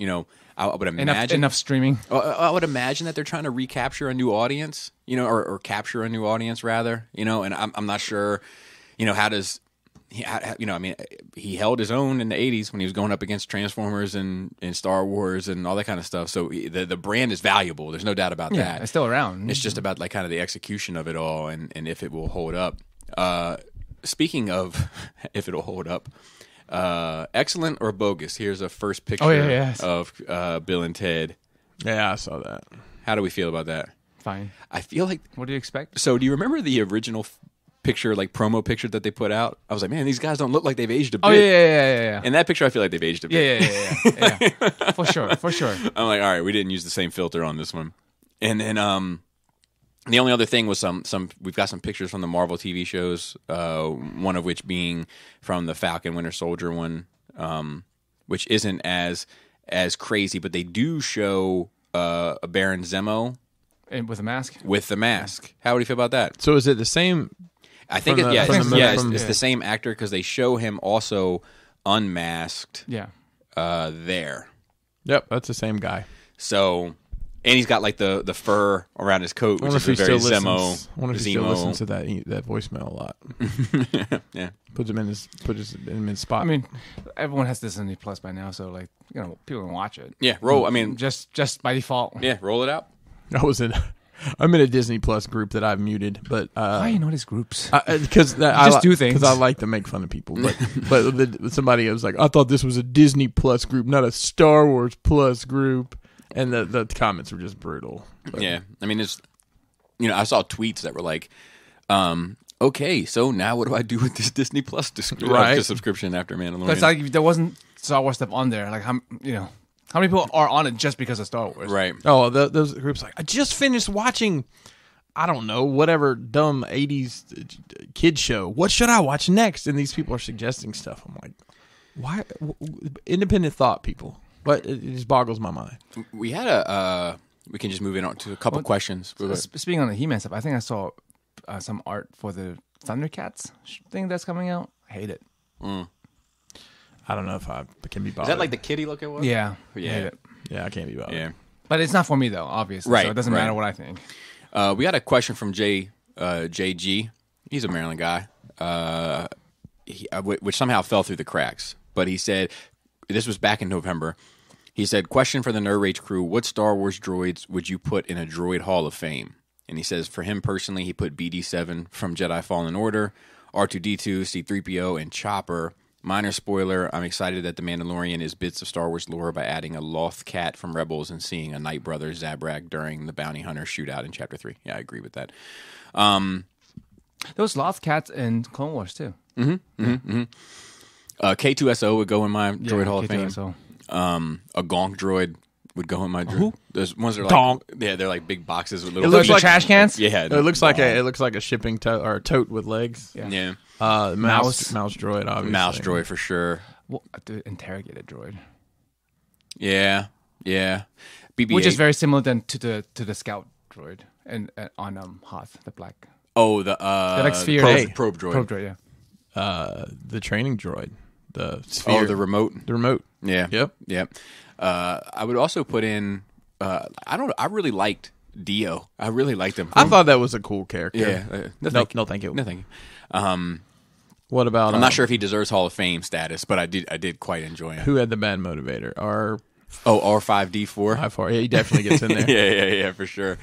There's always that one droid. I'm always like, what the fuck is his purpose? That's in that Jawa scene in 4, where it's just like it looks like just like a sixth of a sphere. Dude, they were just doing the best they could. Yeah, it's just like it's like this, and like it only comes up to about here and has a bunch of antennas sticking. Oh out yeah, of it. yeah. It looks like a landmine or something. Listen, those guys have been working for like 96 hours straight. And it's like, this is what you get. Hey, what about the? I don't know if is it a droid? So it's the woman in Solo on Dryden Voss's ship, who's like half of her head's cut off. I like that look. That was I do. That's a crazy thing to do. I thought it looked cool. It was actually that was a design for a casino character in Last Jedi that didn't get used and got recycled for Solo. What else would I put in there? I'd probably put the medical droid. Well, you got to put the battle droid. Oh, Roger. I forgot all about that. Battle droid for sure. And Which one? If you had to choose one between the sphere one, the Roger, or the super. I mean, I'm picking I don't know, for different reasons. The destroyer is my favorite. The destroyer is my shield. favorite. The circle ones, yeah. And then That's the only really actually useful one. if Destroyers. they had nothing but those, they'll be fine. yeah.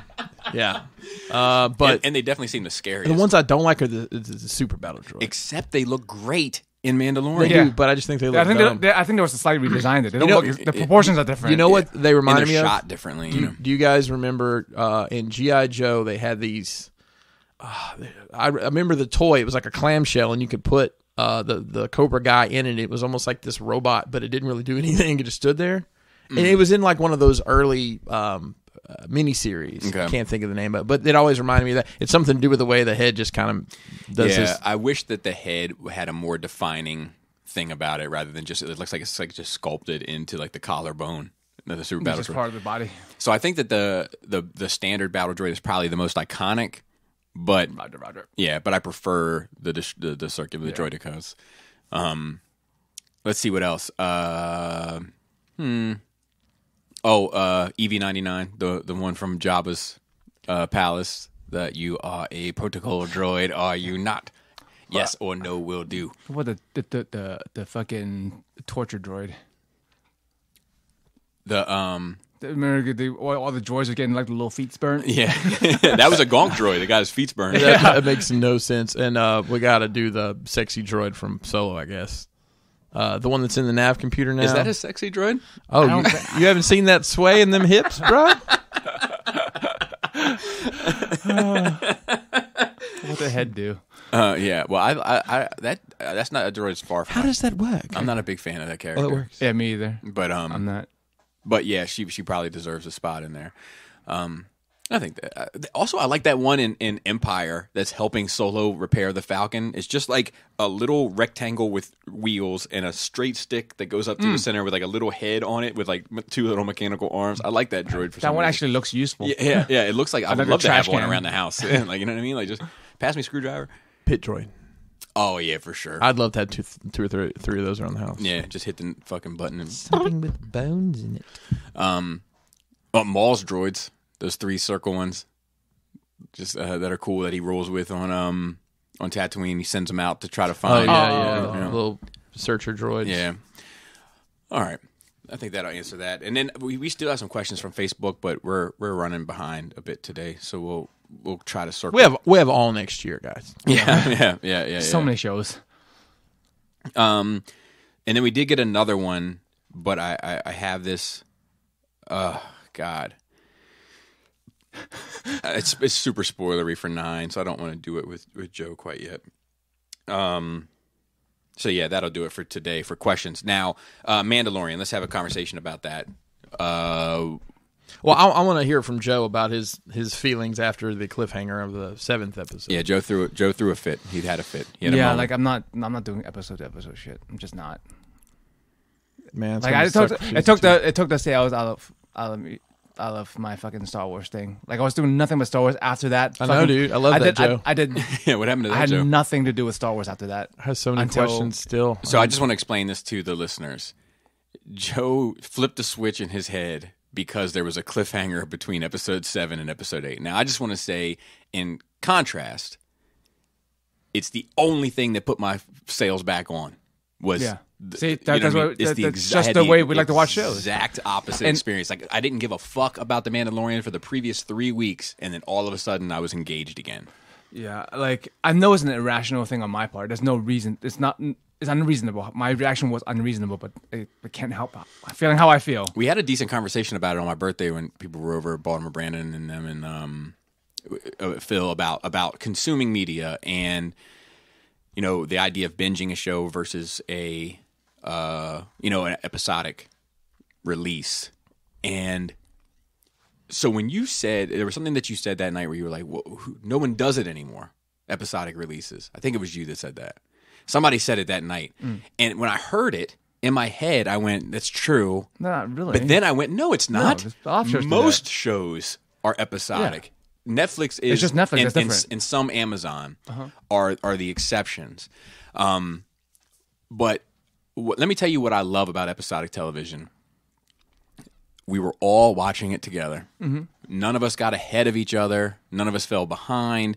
Every week we could sit down and talk about one episode and really talk about it. Yep. And I feel like as a result, I know that show better than any show I've seen in the previous year or two. And as a result, it's going to be a memorable show to me. Even though I don't think it's a great show. I think and it's funny because you asked me what do I think of it overall, and I scored it higher than I actually score it. Yeah, You know? yeah, because I was like, Yeah, I was confused. I said a B-. Yeah, And in my head, that's kind of what it felt like. But then I averaged out my actual scores of each episode, and it was a 73%. yeah, so I can see. Which is probably more fair. But I feel like I know that show like the back of my hand, and I can't say that about many others. Many other shows that I watch, especially like The Boys. Which I also enjoyed roughly. Yeah, but how many times did you watch The Boys? But I think that's part of it because I could watch them all at once instead of watching one episode a few times. I was watching. Let's get to the next one. Let's get to the next one. Let's get to the next one. It seems when it's just like the more you have, the less they're worth. Like they say in '89 Batman, like it's more disposable. You can watch the whole show again. But who does? Nah, I mean, I do sometimes if it's a good show. That's shows I've seen more than once, but not usually. I mean, I'm not a repeat watcher anyway.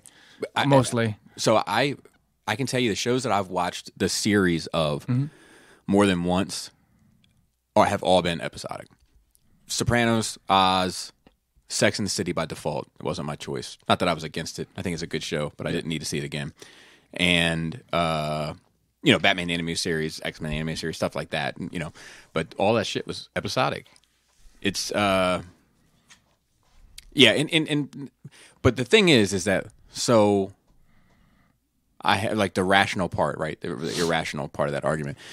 Like I like Punisher season 2 a lot, and I like Daredevil season 2 enough. Yeah. But even those, I don't enjoy.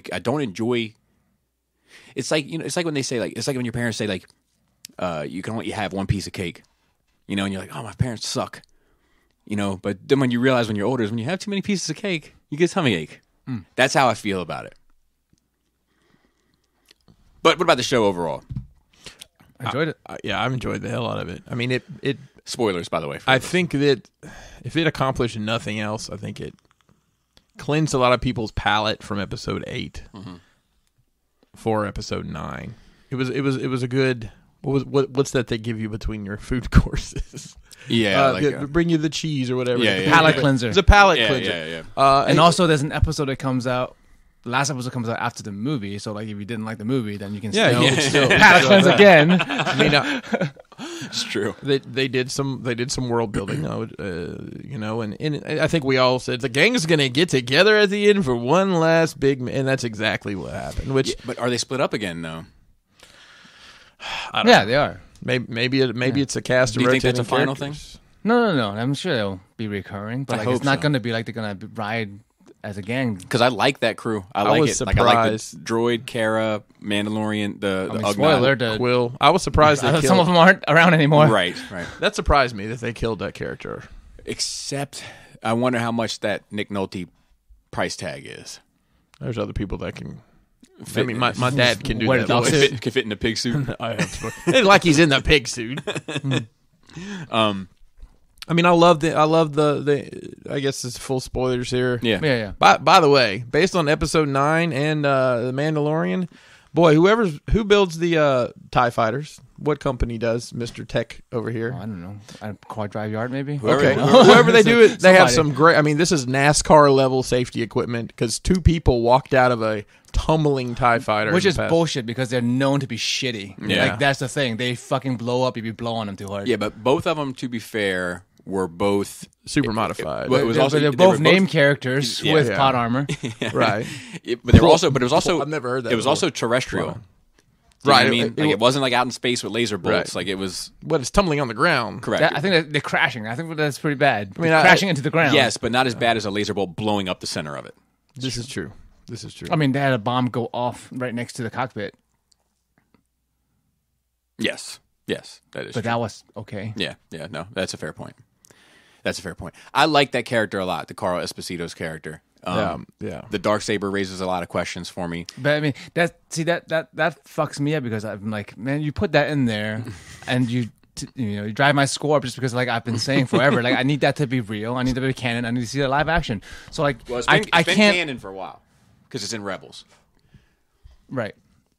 Oh yeah, because it's in Rebels. I haven't gotten. Yeah, I know of that, but I haven't gotten to it. So like, it hasn't solidified. Right. But for it to show up current day, that means it's still around. Right. And especially the show is the Mandalorian, so that means the show will have a lot more to do with Mandalorians as a whole, not just the Star Wars universe. Seeing the Death Watch was big for me. That's weird because like the Death Watch, this was after episode 6, right? Mm-hmm.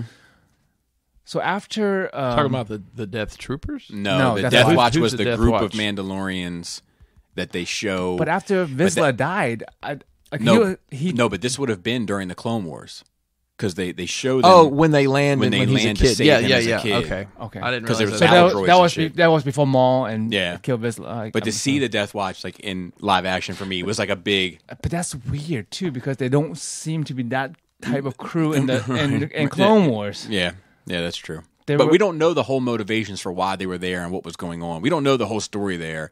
I mean, it was definitely just fan service. You know what I mean? But like we like but it raises questions. If you've watched Clone Wars, it raises a lot of questions. Like that wasn't their way. Right. I think that's the point of a lot of that, though. I think the Darksaber is the same thing. It's just to raise questions.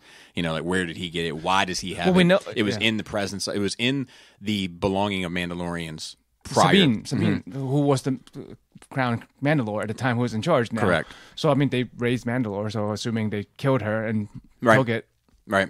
So, and then a Mandalorian not having the Darksaber makes them not united. Because that was the same thing with the helmet before the Darksaber. There was a helmet that the first Mandalore that passed on. Correct. So that once Revan hit it, it broke apart the culture into separate factions. Right. And they did say it's flat out not a race, a creed. Yep. So that's super established. Apollo Creed. Apollo Creed. And there he is right there. What'd you say? So assume, I mean, like, happy Disney ending would be at the end of the day, when the rubber meets the road, he gets the Darksaber and he becomes the Mandalore.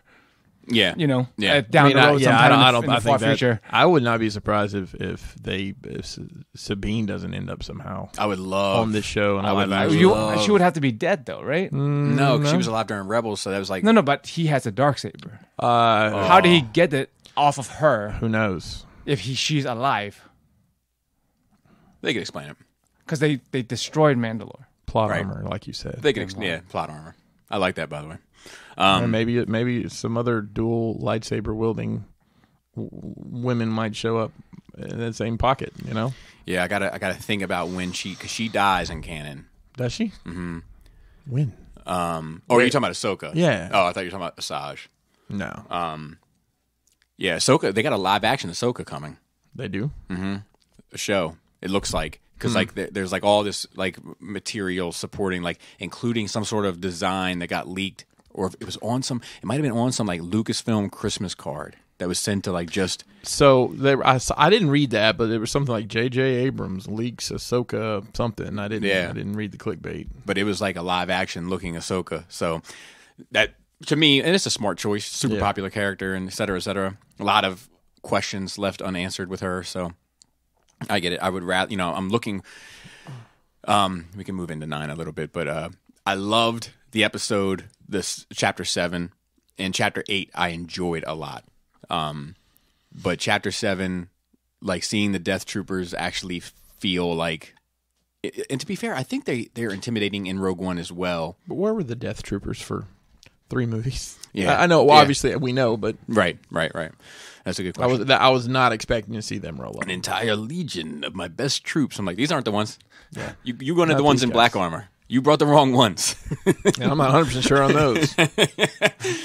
What about the scene on the speeders with them shooting poorly? The in-joke there. That fucks me up. I don't like that. I didn't up. That. Like, yeah. That to me was one of those general hugs situations. For me, like same complaint I had with the Bill Burr line. Like, but I guess that in this world, fucking stormtroopers can't fucking shoot, which is awful. Mm-hmm. Yep, should have stick with the clones. But I did like. I mean, that's true too. That's true too.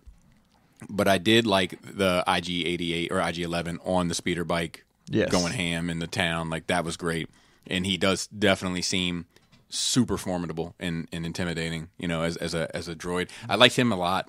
I wish that he wouldn't have gone the way that he went. But I mean, you can always put him. That's why he wanted it all along. It seems since the first time we saw him. Apparently, that's true. And to be fair, you can always put them back together. And I like. I don't know if you can put that back together. I feel like you can. I feel like if they can put Maul back together, they can put. Well, Maul had was intact somewhat. Half. Well, I've learned. Yeah, but this was not even right. But I'm just saying that if you can cut a guy in half and give him spider legs, I feel like the rules are very blurry. Well, I have learned through Star Wars, if someone falls in a hole, they're not dead. Yes. There's no way. Except Phasma. We don't know she's dead. That's true. And now it's a Phasma fucking show. I did. What happens to her afterwards? I did like in a world where people have names like Han and Rey, that we have Cara Cynthia. So Cara Dune's got a that's like Kara's her nickname. It's Cara Cynthia. Oh. That's what the Moth said. I'm like, that's true. Oh, you got all the sauce. It's So like Sherry Lynn folks don't have names. I like her a lot, man. I do too. Carrie Ann. All those people. I'm surprised we can get a Hot Toys of her. It seems like Patience. Yeah, no, of course, but it seems we like know now why they didn't give us the Beskar armor immediately after it was shown, because they had to wait on all the other pieces to fall into place. Yeah, but like the heavy. So you're gonna assemble the whole crew in Hot Toys? Probably, but like the heavy Mandalorian. Like, why did we get him, who plays such a minor? I mean, I know you're a fan. I'm not trying to. No, it's fine. I agree with you. And not Cara, like, seems crazy to me. I'd just be some. I mean, honestly, you There's think about so it. much mass appeal. They don't have to. Which is Fuck, they different don't have to Mandalorian. fuck with a head sculpt. Head sculpt. Yeah. And that shit should be out quick. You think it'd be out quick, but you know it won't be. Yeah. But maybe they'll get her, and I'll take a Carl Weathers figure too. Yeah. Yeah. I would rather have the Ugnaught, but Would you, dude? If you get the Ugnaught, you have to get the Blurg. I mean, I'm in on all of it. I'd be in on the Blurg. It's fucking big. Where the fuck are you gonna put a goddamn Blurg? It's not fitting a DTOF. Oh, I guess you can. You can put anything in a goddamn DTOF if you want. Yeah. Just take the shells out and throw it in. I'm putting it right next to my Fans Toys Omega Supreme and Fort Max one. I'm gonna disassemble my Fort Max and just stack it up inside of a DTOF. How many Blurgs do you need? Because there's two. Just one. Just one. Just You one. don't need a Mandalorian on one and him on one. No, not at all. But yeah, and there's a lot of questions still unanswered. The Darksaber is a new question. The Death Watch situation is unanswered, and then the whole Yoda thing is still unanswered. But there is a season 2 announced for I think it's fall. For fall 2020. What happened to the Smith? Think she'll live through that, or do you think they're gonna get her eventually? Which one? Actually, no, they're not gonna. If she survived, then because the Empire forces are wiped out now, basically in that city, on that town. Oh, Navarro. On Navarro. Dave Navarro.com. Which character are we talking about? Smith. The Mandalorian Smith. Mandalorian with Oh yeah, I loved her too. Matt H sent me a message. He said that was my favorite Star Wars fight of all time. Yeah, it was great. The hammer and the it was great. Busting that guy's face up and like all the white chips flying up and stuff. Those are great. It was great. She was fucking cool as a cucumber. Yeah. People are coming. I'm making some shit for you real quick. She Artistic as fuck and draw awesome. yeah. Ask her to draw your tattoo. She was fantastic, and they said that the one thing. So let me rate these episodes real quick. For me, it's in order. It is 8, 7, 9, 6, 6, 6, 9, 8. Okay. Is how I grade these episodes, and it's those 3 6s that drag this thing down. And the worst episode to me is by far the sniper episode, and That's the Tatooine episode. yes, Okay. and Caleb has been fucking with me like in my head because he's like, look, because Caleb has this fucking hard on for Filoni. He doesn't care for him. Yeah. And he's like, look, I just want to remind you, this is Filoni's episode. And I'm like, God bless. It's like been picking at me ever since. So I do have some reservations regarding that. It is fucking with me. But yeah, I think unfortunately with this show, you need the first 3 episodes. You need to meet Cara Dune somehow, and then you need the last 2 episodes. But those 3 episodes in the center, you don't need them at all. Yeah. And that's my issue with this as a series objectively. I enjoyed it overall. I had a good time watching it. I love the fact that we talked about it every week, and my kids were, I love all that. But yeah, that's if there was a drawback to it, that would be the drawback for me. Is it half of the fucking season almost? Well, not 3 out of 8. You don't really need. I mean, it helps. I don't show think the that you- passage of time and that he's going on adventures and does stuff. And he's Yeah. there's no question of what he's been doing. Yeah, if you were looking for the bright side of it, that is definitely the bright side.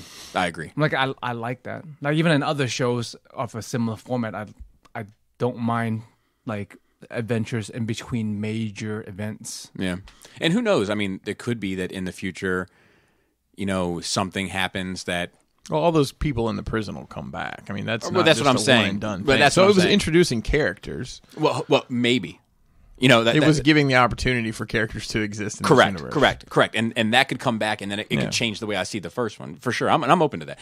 I feel like that's how we should kind of be with all opinions regarding this shit. It's not etched in stone. We can always come back. Bobby, when you grow a garden, not all the seeds grow.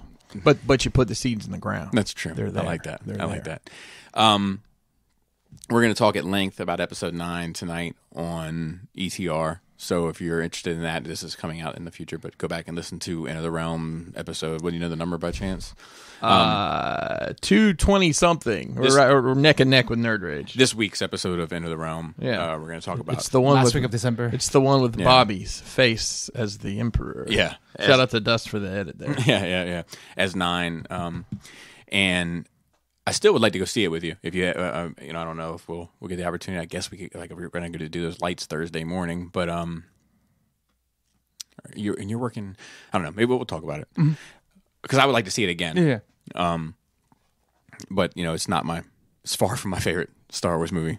But I don't hate it, and it's not like I mean, you don't hate any Star Wars thing. That's my thing. Is that like when I'm trying to have these, and people are like, "Oh, you're dismissing it." It's not true. I only not enjoy Star Wars to such an extent. It's just I just feel like the ingredients were there to make a great pizza, and instead they made cheesy sauce so you can dip bread in, which is fine. It's just that's always wild to me. People who orders pizza and then order cheesy bread with marinara sauce. I'm like, why don't you just order another fucking cheese pizza? So normally I agree with you. However, there are some differences here and there. There are some that like season the bread differently. It depends which company. Correct. Because Correct. I think it's Domino's or it's somebody. It's literally they just made a cheese pizza and then cut it into sticks. I don't remember which. Because it's Pizza a Hut. It's Pizza It's Hut. a Pizza Hut? Okay. Yeah, Domino's is like seasoned different, entirely okay. different. My favorite, and I don't even really like their pizza, but Papa John's cheesy bread is my favorite. From It's any Papa of the, Shack now, I think. Papa Squad, Papa Doc. Yeah, Papa Doc. Parents had a real good marriage. Clarence. I was just going to see if there's anything about episode 9. There's been a lot of like stuff that's come out, like some information. JJ's answered some questions and stuff and all that, but as soon as you see it, we'll have a more in-depth conversation about it. But I don't think that right now is necessarily the time. I am No Star Wars for a while. no Star Wars for a while. We have Mandalorian next year. Next Guys. next year. We're gonna start fighting sabers. That's true. We're going to do the saber We fights. got, you know how many people are gonna come out of the woodwork? They're like, dude. Oh no, we have Clone Wars coming up. Season 7. Yeah. When is that? When is that? It's supposed to be first quarter. It's supposed to be like Oh, okay. And what about fucking Obi-Wan and all that shit? When are they coming? that Cassian and all that. That's that's not even pre-production. When it comes to that type of shit, I just when I see some set photos. Okay. It's gonna come out in 2 weeks. Yeah, but that Clone Wars, that I'm excited about. Yeah, for sure. I have no idea what direction they're taking it. Right? Yeah, and then I was looking at because I was planning my schedule for the year, and Wild. and I was looking at like the movies. Not a whole lot's coming out this year. The Eternals comes out. Black Widow comes out. That's it for Marvel. Really? Yep. Well, I mean, it's not a bad idea for them to like take some time. take some time and Because like, if you think about it, the Eternals is the only thing new. yeah, and, just to let people wanting more, like instead of people being burnt out with 5 movies a year. Birds of Prey and Wonder Woman 2 come out for DC. Okay, that's it. Yep. Nothing comes out for Star Wars in the cinema.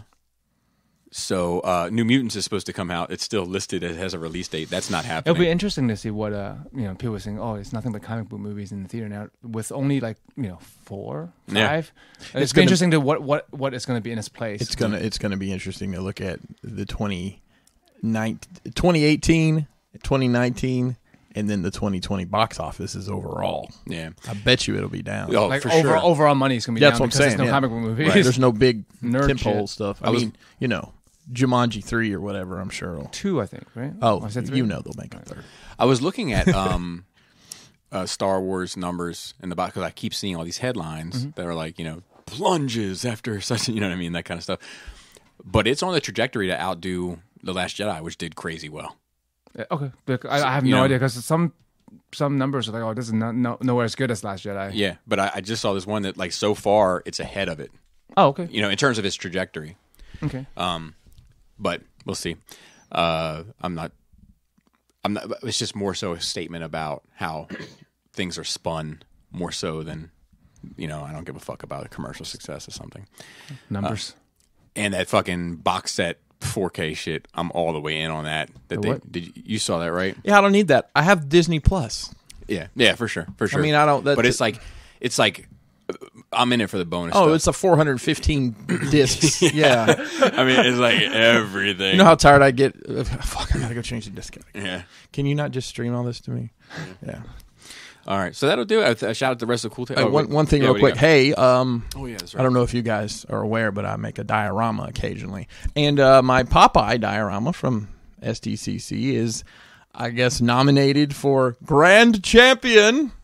Shout out to Tech Chucker, a guy who does This Week in Dioramas, and basically anybody who won the week got put into this vote. So I won week 6. So we're going to put a link in the video. If you haven't had a chance to go vote, there's a ton of great work. Honestly, if you pick something else, I can't be mad at you. There's a ton of great work in there. But if you shoot me a vote for the Popeye Doc diorama, that would be awesome. What is the what's more impressive, winning this or winning a hobby horse championship? Well, after I won my 3rd hobby horse championship, Joe, I had to hang up the reins. I had to step off the stick and hang up the reins. Yeah, you should get back on the saddle, bro. Oh, yeah. I got chapped pretty bad last time, so we can go all day here. Okay, sorry, Bobby. Hey, it's your call. And ain't no horsing around with this, guys. My main objective. Listen, Bob, you're beating a dead horse. Oh wait, it is a dead horse. Look, I'm not the mayor of this table, okay? But everybody can kind of have their own opinion. Dude, what if you showed up with like a real like a stuffed a taxidermied? Oh my god, head a taxidermied. Yeah, but like a Shetland pony on a stick. Oh my god! And people lost their fucking minds. And you had a sound box in it and went. That would be great. You fed it peanut butter all the time. Look, I want to wrap this up because I'm starting to get a little hoarse. If I want to give a shout out to the rest of the Cool Table Network, Shattercast Uncut, Into the Realm, Beer and Bolters, Plastic Fanatics. I don't think is a show anymore, but I'm like Ron Burgundy and I can't help but read what's in front of me. We're gonna clean this for next year. Yeah, Stasis Lock, Toy Detox, I think also, and building up to it, Breaking the Mold, Fresh Communications, and Verbally Challenged. And shout out to the rest of the Nerd Rage team. Hang on, I have to stop. Pointing to nothing. You're pointing. Bobby is pointing to his Star Wars Unleashed figures because there used to be mugs up there with people's names on them. Yeah, and he still does it. Yeah, it's very funny. Sorry, go ahead. Just like Ron Burgundy, just does things. Shout out to the rest of the Nerd Rage team. We have Phil doing our notes and doing Twitter. Dante on Facebook, and we Good to see them. Yes, great to see them at the parties. Yep. Raul the Machine, who also made an appearance at Christmas. Nice. Did you just call it Christmas? That's what I've been calling it. Okay, I didn't catch that. And Gort on Force Sensitive, and Esteban is doing our Force Sensitive Instagram, and he's doing a great job. He actually does the he does these little posts like this. It's called like sensitive information, and it has like little behind the scenes. Yeah, I saw he did like the light side Kylo Saber background. Yeah. He does good stuff on there. So shout out to him. Manny, who I need to get in contact with. I just need to find time to do so. And wasn't there another guy that helps you with Force Sensitive? Oh, Andy. Yeah, Andy helps me with Force Friday stuff. Shout out to him as well. And he's got a podcast called Your Mother's Favorite Podcast that he just started with a buddy of his that I'm supposed to get in contact with him and give him feedback on. I just keep forgetting. But I'll tell you, he starts it off as just him and his nerd buddies. But he has like one buddy that you can tell is obviously not into any of that shit. Them talking to him for like the first 15 minutes, my favorite bit of the show. We should try to get like just either somebody we work with or encounter on a daily basis that has no clue, and just sit them down in here and just like, we want to ask you a bunch of questions. Yes. Like, what do you know? Shane would be great if he didn't live so far away. Your dad. Oh, my dad. My dad actually knows a little bit though, but it doesn't matter. He'd still be great. If he would only stay for 20 minutes, so he'd have to shorten the show. But one thing they said, like, they were like, somehow pornography came up in their conversation too as to what they watch, and he was like, "Yeah, the guy that's like the normie guy." He was like, "Yeah, I get into it. Just throw a little, stepmom, son stuff on. You're normal." And that's pretty normal nowadays. Yeah, that's tons of it. Everything. Yeah. It was pretty funny. All right, and with that, flappy labius, tasty tank, tight dick player. Happy New Year.